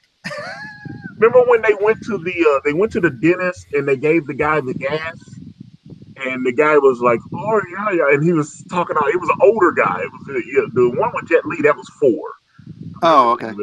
This guy, Mel Gibson would say like the most offensive stuff, and they were like trying to get him to snitch on somebody. It was horrible. I had to find that guy because I saw him in other movies. He obviously doesn't. He talks perfect English. He doesn't talk like that. So I wonder, it'd be like, it's like those old Step and Fetch It movies or whatever, where the guys would be like, "Oh, I'm sure now, boss. I'm ready for you. I'm gonna tote that bell." That kind of thing. That's just like those old Abbott and Costello or any of those old I used to love those movies. Yeah. In Rochester. Yes, sir. Yes, sir, boss. Oh, Rochester. Yeah, Kingfish. Yeah, here come the judge. Here come the judge. All that stuff. I'd be like, But those people got big checks for that stuff. But I'd be like, YouTube is not very forgiving. There's a lot of those old clips on YouTube. Hold on, I gotta do something. You guys talk amongst yourselves. Somebody brought up James Hung. That stuff's awesome. All right, so got one fellow from chat who keeps referencing Daniel 8:5. Let's see. I saw the ram pushing westward and northward and southward so that no beast might stand before him.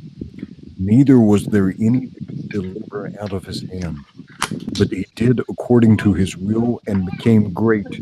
And as I was considering, behold, a he-goat came from the west on the face of the whole earth, and touched not the ground, and the goat had a notable horn between his eyes.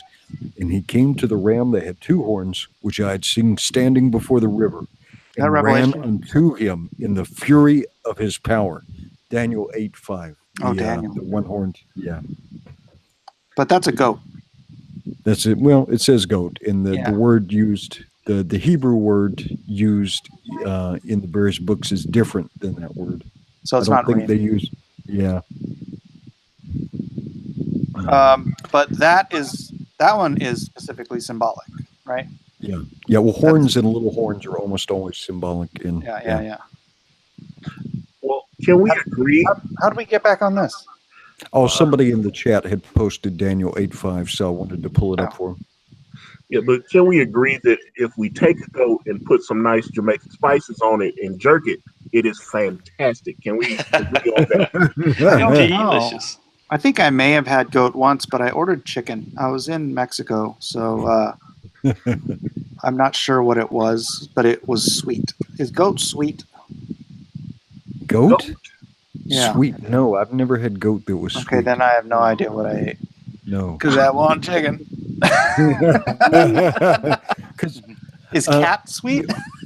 No, but dog is. Oh, is it really? No, I don't know. Oh. My uncle ate dog how when he was was in Gnarls Vietnam. Barkley?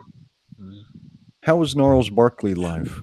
They were phenomenal. That was a great show. And, yeah, it was. They were the only two. It was just they opened up for Red Hot Chili Peppers, and then Chili Peppers came on and did about 2 hours and killed it.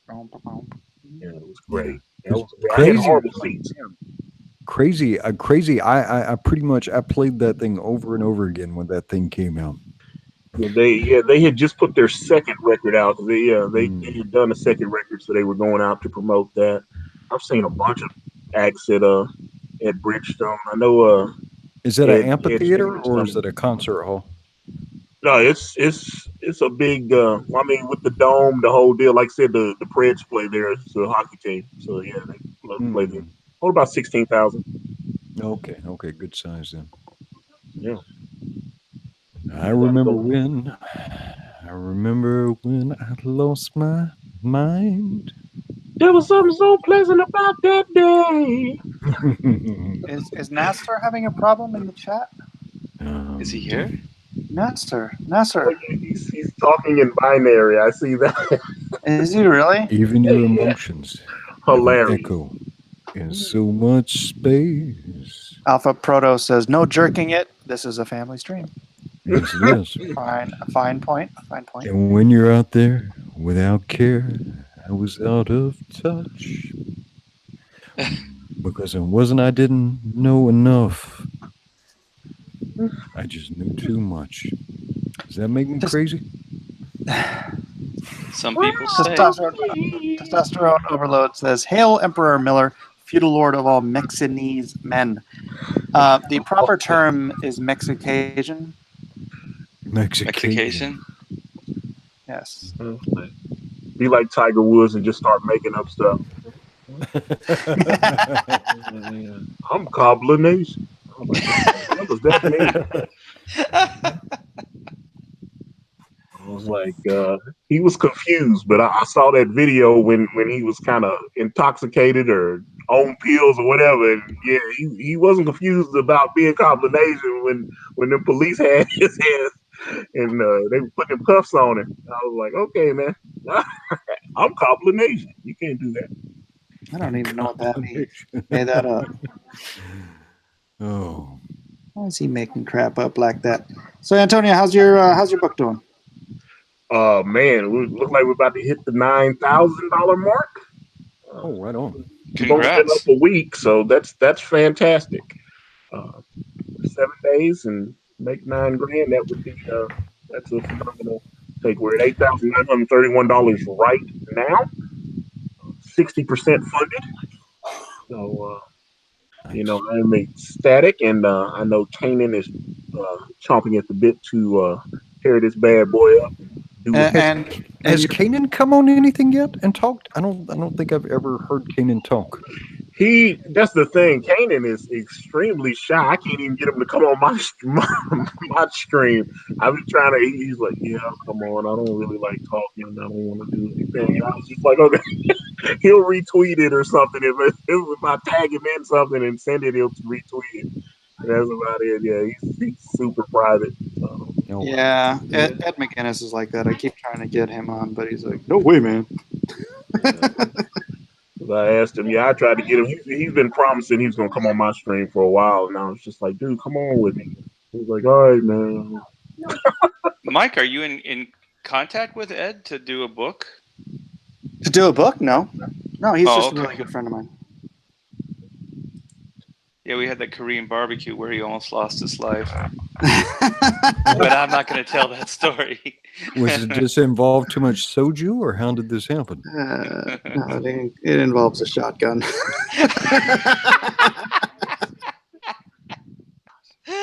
Hey, what's going on in chat? What's going on in chat? I see Auric talking about having to hop off for a minute and calm down because I was getting too mad. I don't know. Gentlemen. Who's getting mad? Who's getting mad? Be of good cheer, gentlemen. Be of good cheer. You're in here in the Aloha hour, and nothing is worth getting that upset over. It's just not, because we love you all. We love you all and want you to have a beautiful time here. Yeah. I can't see now. I have to read through the chat. Chit chat.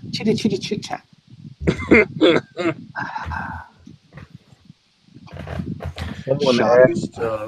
Someone was. I see Liam. Liam's asking who voices Dark Santana in the movie version. I have no idea. I would love to have someone option my story for a movie. That would be fantastic. But I have no idea. Kevin Grievous. Have Kevin Grievous play Dark Santa. Mm-hmm. I just wanted to have that grasp. Sigma Centurion says, not even atheist Batman. Well, if somebody is going to once again deform our beloved symbols, then yeah, sometimes I have to get a little bit angry. But I don't want you gentlemen to get angry. I want you gentlemen to have a beautiful time here on the Yeah, Aloha. this is the Aloha Hour. What the heck, Yeah. man? There's no strife on the Aloha Hour. You didn't see me tearing down Doug's throat, even though he's completely wrong about unicorns. I'm gonna have to have Kanan do a unicorn sticker as one of our stretch goals. Too funny. A They wanna unicorn hear in you a pitch. Santa outfit. Chat wants to hear your pitch, and I will tell you that Brand is heresy the comic, but you should support it anyway. But what is your pitch? Well, don't know. You do it so much better, Edwin. All right, I'm gonna read your summary because your summary is pretty good. All right, you cool with that? If I read I'm cool with that because I was like, y'all put me on the spot and I freeze and I don't know what to do. Yeah. Well, don't freeze. Okay, so this is Brand. Brand is a 48-page sci-fi fantasy comic.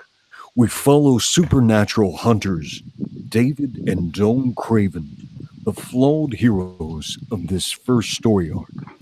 You will learn about the world of Brand as Dawn learns the rules of the hunt from her husband, David. Overall, Brand is about the love story between David and Dawn, right?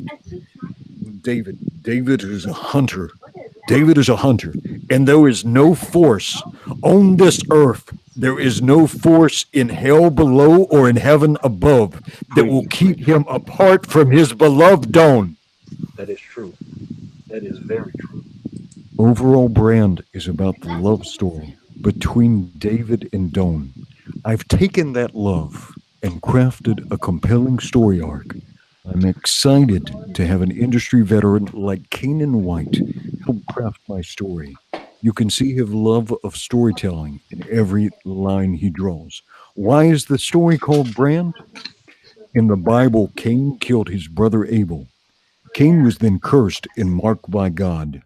The brand in this case is the mark of Cain, and part of Cain's burden was to walk the earth and gather warriors to defend the world from the war that was coming. All of these warriors bear the mark of Cain, which grants them abilities and protections against the supernatural. That is true. Thank you. Very good. That was awesome.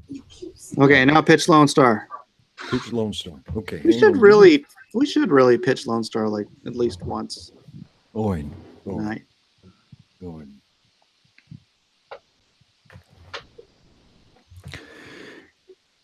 In the quiet of the dark, there is a force beyond that of normal man. There is a creature that has preyed on man for much of our history. It moves in the shadows It calls and it kills, occasionally making itself known and touching upon history. Such a creature has perhaps emerged during wars, and it threatens not only mankind but our country. There is a force, a team of men led by Lone Star and the unknown soldiers, which exists to fight the battles of our country, both natural and supernatural. Lone Star is a super soldier. During World War II, he led a force of experimental fighter jets. He was a naval aviator, and over the skies of Germany, he battled a German super soldier, right, that was taking over all of Europe, right? Was an agent, a superhuman agent for Hitler, and was defeating all the forces of Europe. And so Lone Star, at the time, a naval aviator, went up against this German super soldier, the Iron Cross. He defeated the Iron Cross at the cost of his own life. Mortally wounded, he was offered the chance to participate in a new and secret process, which left him changed and apparently unaging, stronger than a normal man, with heightened senses and reflexes. He, along with other soldiers, the unknown soldiers, fight the terrors of the night for our country, driven by a motivation to protect the innocent. Lone Star ventures out into the city in which he finds himself every night and sets himself up as a warden of the night, a sentry waiting and watching for ordinary crime. One of Lone Star's abilities is the ability to sense the fear of the innocent, to sense when the innocent is in peril. So he posts himself as a sentry and warden of the night and waits for his senses to alert him that there is innocent in peril. And he goes out every night, night after night, in whatever city, whatever backwater, whatever metropolitan city he finds himself in. And he combats normal crime in addition to his duties for the country. And this is Lone Star, the heart of the hero. Here, Oh, here. On Indigo. All right. Very Yeah. good. I like that. Try to make it Sweet. different every time without giving away any spoilers. Yeah, that's kind of the trick on the story. Is there's a lot of spoilers. Yeah. So it's I should just have a go-to, like a 30-second script, or like a 1-minute script or 2-minute script or whatever, just so like when people ask, I can just go to that, because I have the whole story in my head, so it's hard to just like drop the Well, the pitch. thing is, I don't want to give the same one every time, though. Like, if somebody tunes in, I want to give them something new, yeah? If we're going to sell something, it needs to be fun and it needs to be new. And sometimes they're good and sometimes they're okay. Yeah. Yeah, that's why I did the new commercial. Well, that, and I'm trying to reach my Injustice fans. Art, I don't know if you know this, but Injustice on like YouTube was huge. Like, some of the Injustice videos have millions of views. I subscribe to a Congratulations. bunch of those channels. Yeah. Well, yeah, congratulations. I don't get nothing from that. Well, But I mean, you're that getting means that- people to subscribe and buy your book. Well, yeah, but I want them here. I have 1,700 subs. I want the millions of people who are watching my stuff for free Hey, Mike. to know where I am. Give it time. Give it time, Mike. Give it Hey, time. Be Mike, patient. have you ever reached out to like Maximilian Dude? Who's that? He's actually an artist, but he has a huge gaming channel, and he played a bunch of Injustice, and he's doing Dragon Ball Z videos now, but he was doing a bunch of Injustice videos where he was doing the game. He might, since he was such a big Injustice gamer, he'll probably have you on, and he was on stream with Jim Lee a couple months ago on Twitch. Oh, really? Yeah. Jim Lee did something. They shared their stream on Twitch. And he was like fanboying out, which I would too. I love Jim Lee. So Is that when Jim was drawing all the video game characters? Yeah, he was. Well, yeah, because I know he just did like My Hero Academia, and he just did. He did Dragon Ball Z, and Yeah, I saw that one. yeah, he's been. Yeah, and I mean, Jim's getting numbers on Twitch. He's balling out on Twitch. I was like, wow, Yeah. Well, What did you say he's his name Jim is? Lee. Maximilian what? Maximilian Dude. Well, Got Mike, a you big need YouTube to channel, shout too. out for me because if you think your numbers are bad, well, I just started Yeah, please, though. everybody, follow Art. Follow Ikari. What is it? Ikari Press? Is that Yeah, I just added art. okay? Anyways, follow Art T Bear. Thank you. Are you trying to, Antonio? Are you trying to build up your YouTube channel? Oh, yeah, I do videos every day. Yeah, I do. Oh, right on. Yeah. So it just says Ikari on here. But Yeah, so- check him out, Ikari Press and Art T Bear. Jiminy Cricket, put them both up there Thanks, so Jiminy. people can follow our awesome guests. And Doug Tenaple, too. Put Doug's up there, too, if you can find it.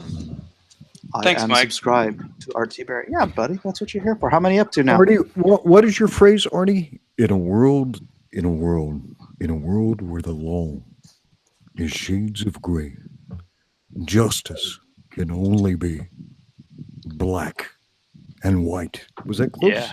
Yeah, that's good. Yeah. In a world where law and order is often blurred to gray, justice can only be ... black and white. You nailed it. You nailed it, brother. Thanks. $50. Yeah. $50 goes to Edwin. You talk about somebody who doesn't get enough praise, Edwin. Yeah. Well, Nasser, I everything do some is- drawing videos too. Nestor said he was having a rough night. Yeah, what's up, Nasser? What's the matter, buddy?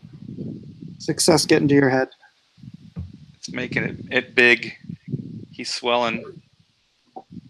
Well, I think sometimes along with whatever you want to call it, people paying attention to you, you become people becoming a focal point. You also receive all this criticism and stuff, and for some people, I think that can be overwhelming. Yeah, if you put yourself out there, someone's going to try to whack you down. That's it's the world. Oh, Colonel Comics, Australian $5. I swear by every rhino corn in the Bible that I will super chat $100 if Edwin pitches progressivism for 1 minute. I can't do it. I can't do it. I'm sorry, buddy. I can't do it. Could you pitch progressive auto insurance? I could pitch progressive auto insurance for a minute, but yeah, I can. You should put a flow wig on Edwin and that headband. Mike, I just sent you a DM. Oh, okay, right on. All right. This shouldn't take too long because I didn't do too much backgrounds or anything. So this is going to be my next page. Spoilers. Fight scene. Beep, boop, boop. Artie, got a question for you. Yes. Let's see. This comes from Testosterone Overload. Would you please ask Art about the Creators Universe card set from back in maybe about 1993? Curious what came about that and those characters. Oh gosh. I had done, and it was greenlit from DC that my wife and I were going to write a Nightwing story, a Teen Titans Nightwing story. And I had DC's blessing. I had Marv Wolfman's blessing that we were going to have Dick Grayson propose to Starfire in the story. So it was going to be a mini series. I was going to write with my wife, pencil and ink the story. And the editor, I think Mike knows him, John Peterson, at the time was fired. And so there were a lot of promises that DC made because I also had a mini-series. I had a Gambit mini-series and a Cable ongoing series that Marvel wanted me to pencil and ink. And so I had that on the table, but DC was promised me all kinds of things. So when Jonathan was fired, nobody nobody knew what Jonathan had promised me. They had it was like, oh, we've never heard this before. This is all news to us. And so they couldn't make any guarantees the way Jonathan was doing. So I left DC and I went over and I penciled and inked Cable, the ongoing series for Marvel. But Dynamic Forces had that trading card set. And I had already done these redesigns and stuff for Nightwing. I don't know if anybody knows this, but that redesign, the one that took him out of the Disco Elvis, Tom Grummett did the designs, and also I did as well for that in the day. And so that was going to be the miniseries look and everything.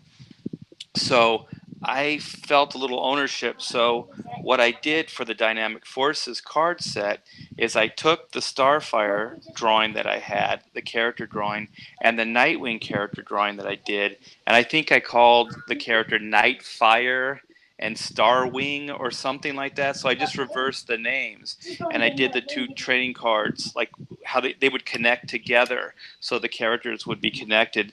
So that's the only real, I think, and I did a retail poster for DC for Nightwing, but I think that's the only thing that exists from that Titans Nightwing story that my wife and I were going to do way back when. So that was a good question. All right then. Excellent. Excellent. So how's Kanan doing on the book? Well, besides some prototype sketches, he hasn't fully started on it yet because he's finishing up another project that he had committed to doing, which I've seen some of that, which looks amazing. I think they're going on Kickstarter though, and but we're obviously, now that their money is coming in, we are very much getting ready to start, hitting it. So I'm very excited. I was actually writing some stuff this morning, and I started revising a few things because I want to feature Dawn a little more heavy. I've been getting, a lot of people have been telling me how much they love her, so I want to make sure she is very prominent. She was already there, but she is even bigger in this one.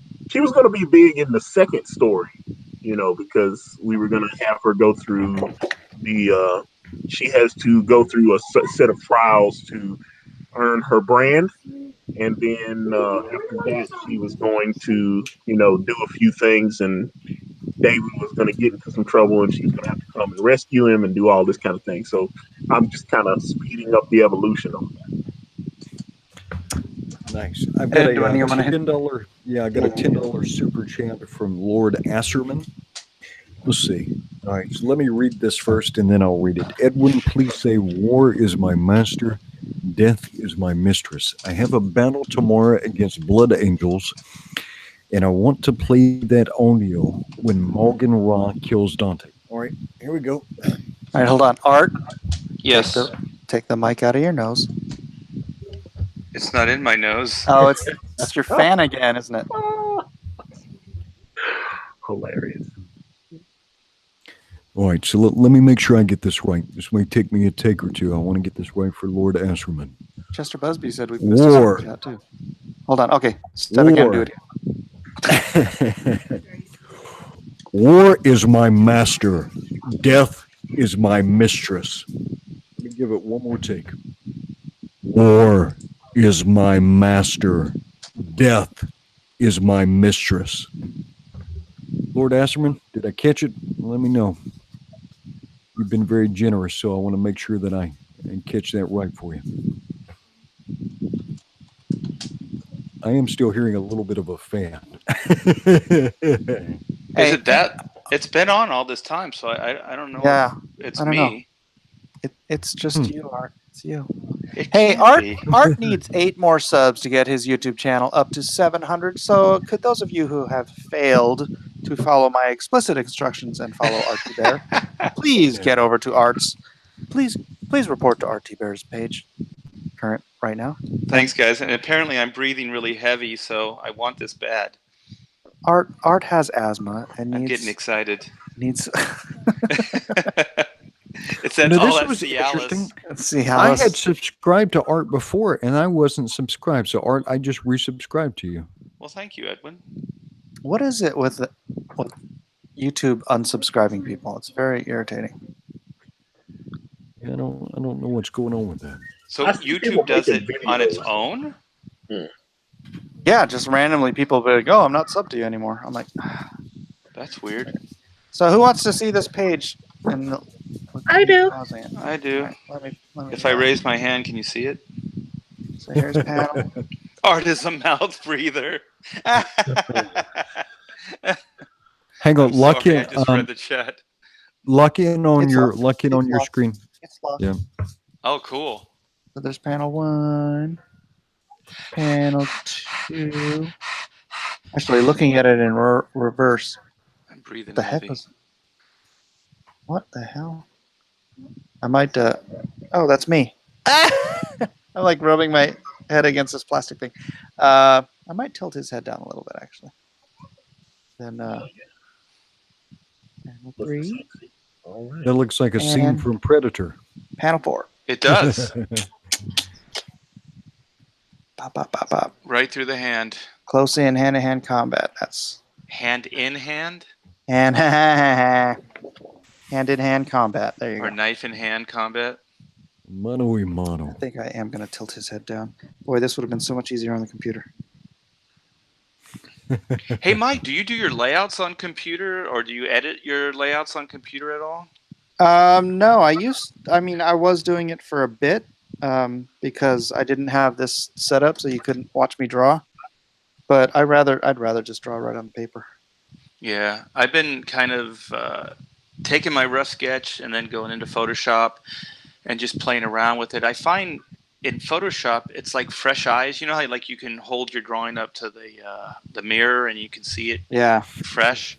I don't have as much experience drawing as you do, so when I scan it and I put it into Photoshop, I really get a fresh perspective on it. And sometimes I'll flop it and then I'll just kind of rework it in the flop mode and then flip it back, and it's a lot faster for me. And I don't know how you are, but sometimes if you invest X amount of time into a drawing, you don't want to change it. You, like I said, you have way more experience than I do. So in Photoshop, I think it allows me to change things quickly without destroying them. You know what I mean? So if I move an arm over or a leg in or change the size or proportion, I don't lose anything. Yeah. No, I totally feel you. Flip it, flop it, rub it down. Oh no! Yeah, no, that's the thing, Edwin, is when you're an artist, we don't rub it down though. You get so That's weird. This is a family show. We get so used to the image that we're drawing that we can't see like if a face is like leaning to one side or oblong or weird little mistakes that you can't tell. So what we used to do is hold it up to a mirror, and looking at the mirror image, you can get you know those little oddities will pop out. So here, I fix the face. That's better, right? Tilt it down. Wow. Yeah, Mike, you're so fast. That's incredible. That's incredible. You make me angry. You make me feel so young. You make me feel there's a song to be sung, etc., etc. And every time I see you, I'm such a happy individual. Antonio and I are going to go on the road. Yeah, I like that. All right, guys. Well, boy, what time did we start this? It's 11 o'clock my time. I forget. It's 1 o'clock 10 my more time. subs. Art needs 10 more subs. Wait, 10 more? I thought you only needed... I know. I think I missed either that or I lost some subs. Like how they do Ethan. Ethan will be like, "Oh, I'm only 25 away," and then everybody starts unsubscribing. Yeah, but Ethan starts giving stuff away too. I'll start giving my my old books away. Super Elite, what do you ink the borders with? Copic multiliner. Either a 0.5 or a 0.8. Usually I use a 0.8, but I didn't have one on hand, so I used a 0.5. Hey, Mike, how do you erase when you use the markers? Because a lot of times eraser will pull the marker up. That So is you don't why I erase. draw with blue lead. I mean, you saw, right? This is all blue. Oh, so you're not erasing at all then? No, Okay. I draw with Pentel 0.5 millimeter blue mechanical pencil lead. Not cool. that freaking waxy non-photo blue garbage. That you can't ink over? Yeah. Yeah, that's no. This Pentel stuff it's golden, and yeah, I never have to erase anything once I start inking. Highly suggested. Highly. So that pencil doesn't build up in that waxy. No, but it also doesn't erase perfectly well. So make sure you don't make a lot of mistakes penciling. So you never pencil over the blue line, like graphite over the blue line? No. Wow. No. I was thinking like my layout of just printing it out on blue line and then kind of tightening up the pencils, over when the I blue do line. that, when I do that, I print out really light blue line breakdowns or layouts, and then I will go in with my blue pencil on top of the blue ink and just add to it. So you never lose that initial drawing. That's smart. Yeah, I was thinking if I lighten it up, because you can't do it if you print the blue line and it's too dark, right? You can't draw over that. Yeah, and also you have to make sure you have it set to the right color. I saw the way you were printing stuff out. You have it printed. There's way too much magenta in your blue. Okay. When you're printing out, so make sure you so that it almost looks like a teal. There's this right between the green and the blue. There's this little area that almost looks like a teal, and you crank that saturation all the way up, and then I drag the brightness bar all the way up to like freaking 85. Okay. Do you have so the that numerical code? on screen it almost doesn't even look like you'd be able to see it, but it prints out much darker because the ink is darker than what you can see on the screen. Right, and they always print out darker than they look on the computer anyway. So I always lighten, like you said, with the brightness bar. So I'll lighten it, but so you're saying the tone itself is not. It's got too much magenta in it. Because it's weird because what you see on the computer is totally different than what prints as well. I know. Yeah, it's a pain. It's a pain in the ain. It's a pain in the ink. Hey, thanks guys. I'm at 7:02, so thank you, Thanks. and thanks Mike, thanks Edwin, thanks everybody. That's awesome. I feel so excited. Congratulations. I feel like I did something worthwhile today. I'm loved. Yay, you are.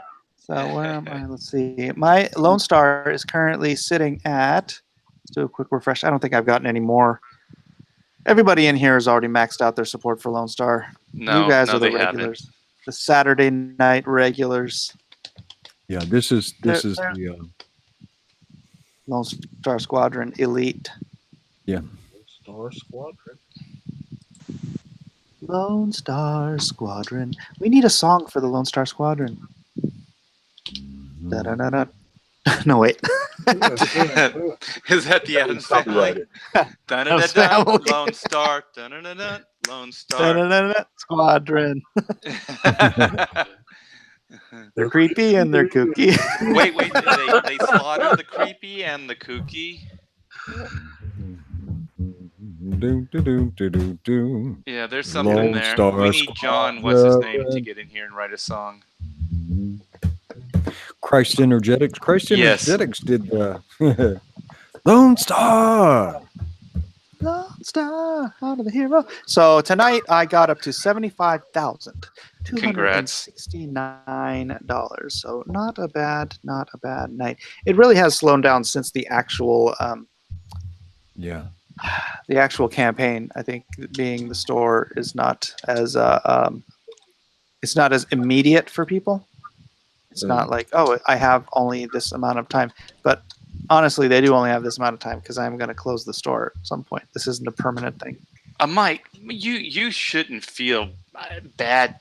What you put together there, the package, the numbers you put up, man, it's amazing. It really is. And I think that these campaigns, usually, at least the Kickstarter reference or research I did some time back, they usually the next campaign will do better and then better and then Right. better. Especially if you deliver all your promises, then you will actually build. So you're building on a solid foundation. It's incredible, Mike, what you did. It really is. I'm so proud of you. You're gonna make me cry.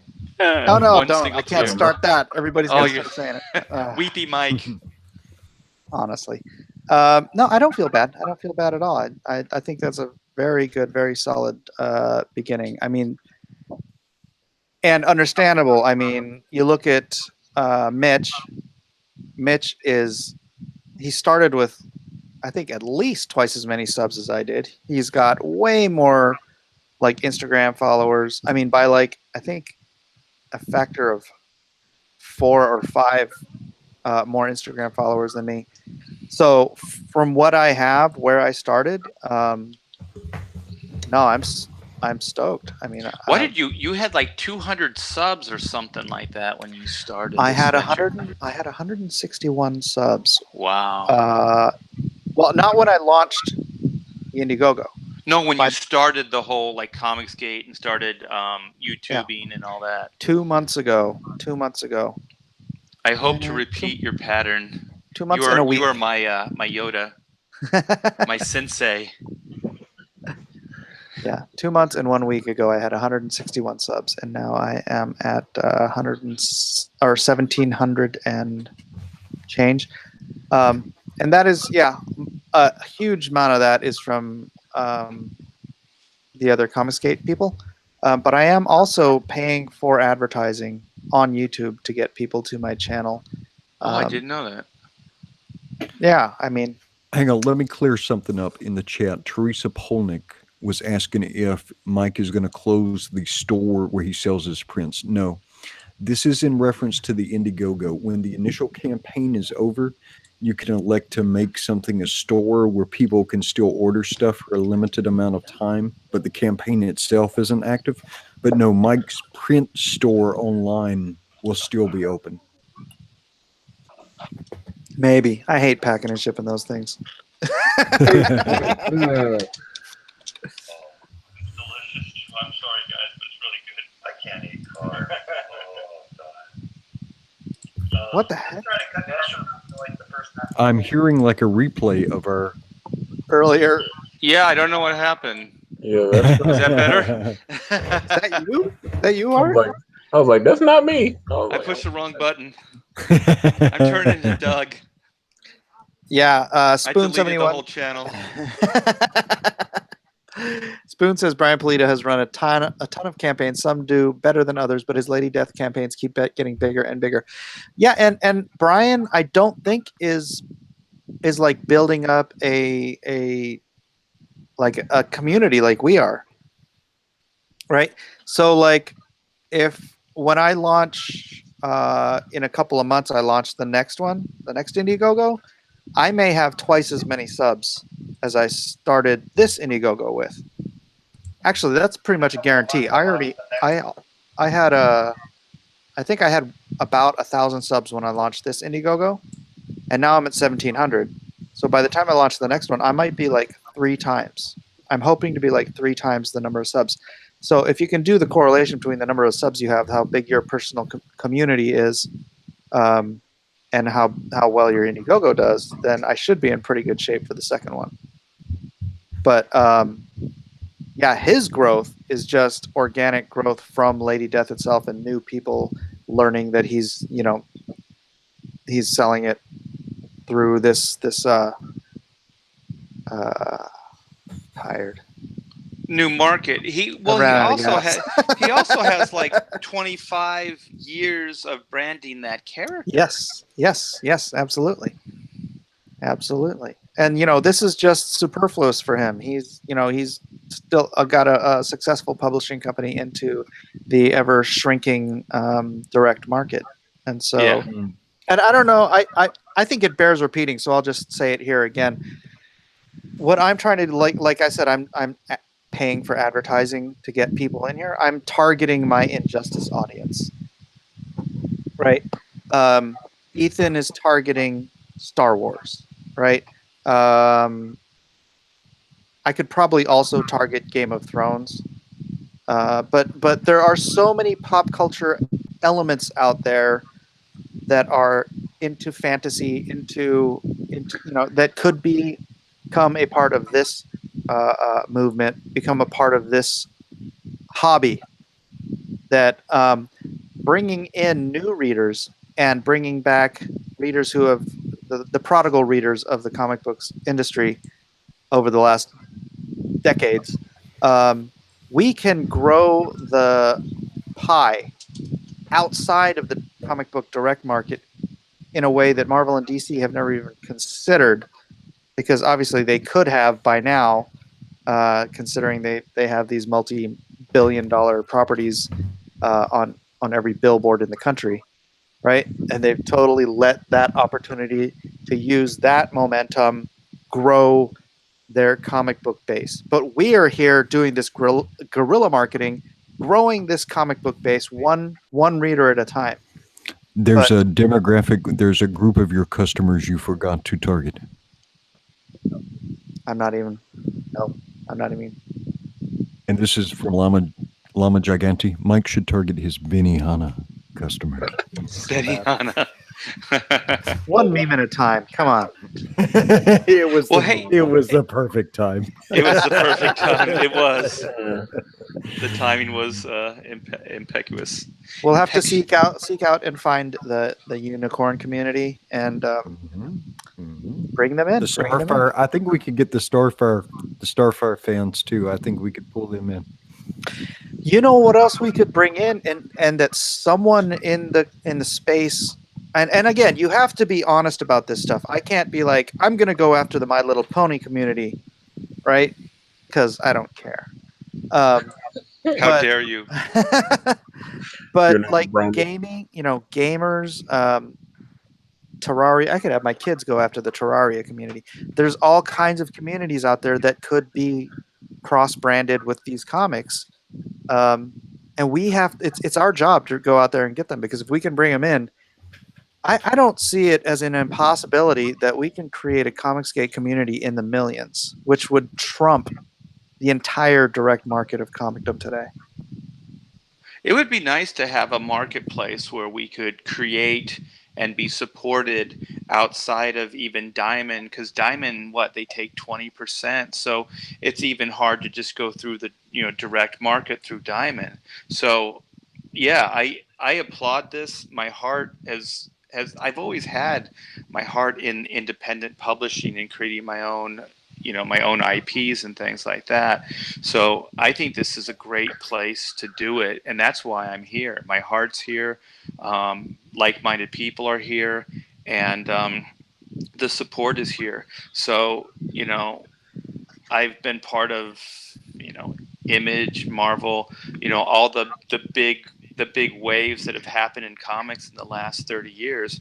And I really feel in my heart of hearts that this is the place to be right now. I think this is that place. Yeah, I've done this. I've been in this business for 30 years. And I really, really feel that this is the time. This is the place. Yeah. And I think my greater point about being outside of the direct market is that the direct market is a shrinking pie, right? You've seen it over the last 30 years. You've seen the prodigal sons leaving the direct market, and we see it every single day here. People saying that they're coming back to comics because of us, because of what we're doing, or this is their first comic book, or whatever it is. The direct market is shrinking, and all of the publishers within the direct market are scrambling to get however much is left of the pie, right? And so if you're an independent publisher, you're popping up inside this shrinking pie that you can't survive as a small independent publisher in the market. It's just practically impossible. But for us, we're reaching outside and we're growing. It's a whole new pie, and it's a growing pie, and it's a bright, beautiful future. Well, like I said on the Yeah, Ethan glad show, you're part let's of this. just make another pie. We don't have to keep. That's what I making- just said. Yeah, but let's make a whole nother pie. You said make the pie bigger. I'm just saying, like, let's make many pies. Let's just keep making pies, you know? It's always about the pie. It's always, well, I'm hoping to brand the pineapple cake, so. All right, with that, Edwin, you want to do the do's? Yeah. Okay, so thank you for joining us tonight. We had Doug Tinapple. He has Bigfoot Bill. Take a look at that on Indiegogo. We had Antonio Bryce. He's working on a project called Brand on Indiegogo. All of you already know Lone Star, but if you know of someone who hasn't had a chance to buy in yet, please let them know. And then RT Bear is going to have his black and white project coming up soon. But over and beyond that, thank you very much for joining us. If you haven't already hit subscribe, please hit that like and subscribe button. Wherever you're at in the world, whoever you are, treat the people around you with as much respect and kindness as you're able. Be the best version of yourself that you can be, so that the place you stand, the corner of the world you're in, is a better place because you're there. Until we join you again, we bid you a good night and an aloha. Aloha. Lone Star Aloha. Squadron dismissed. Aloha. Aloha.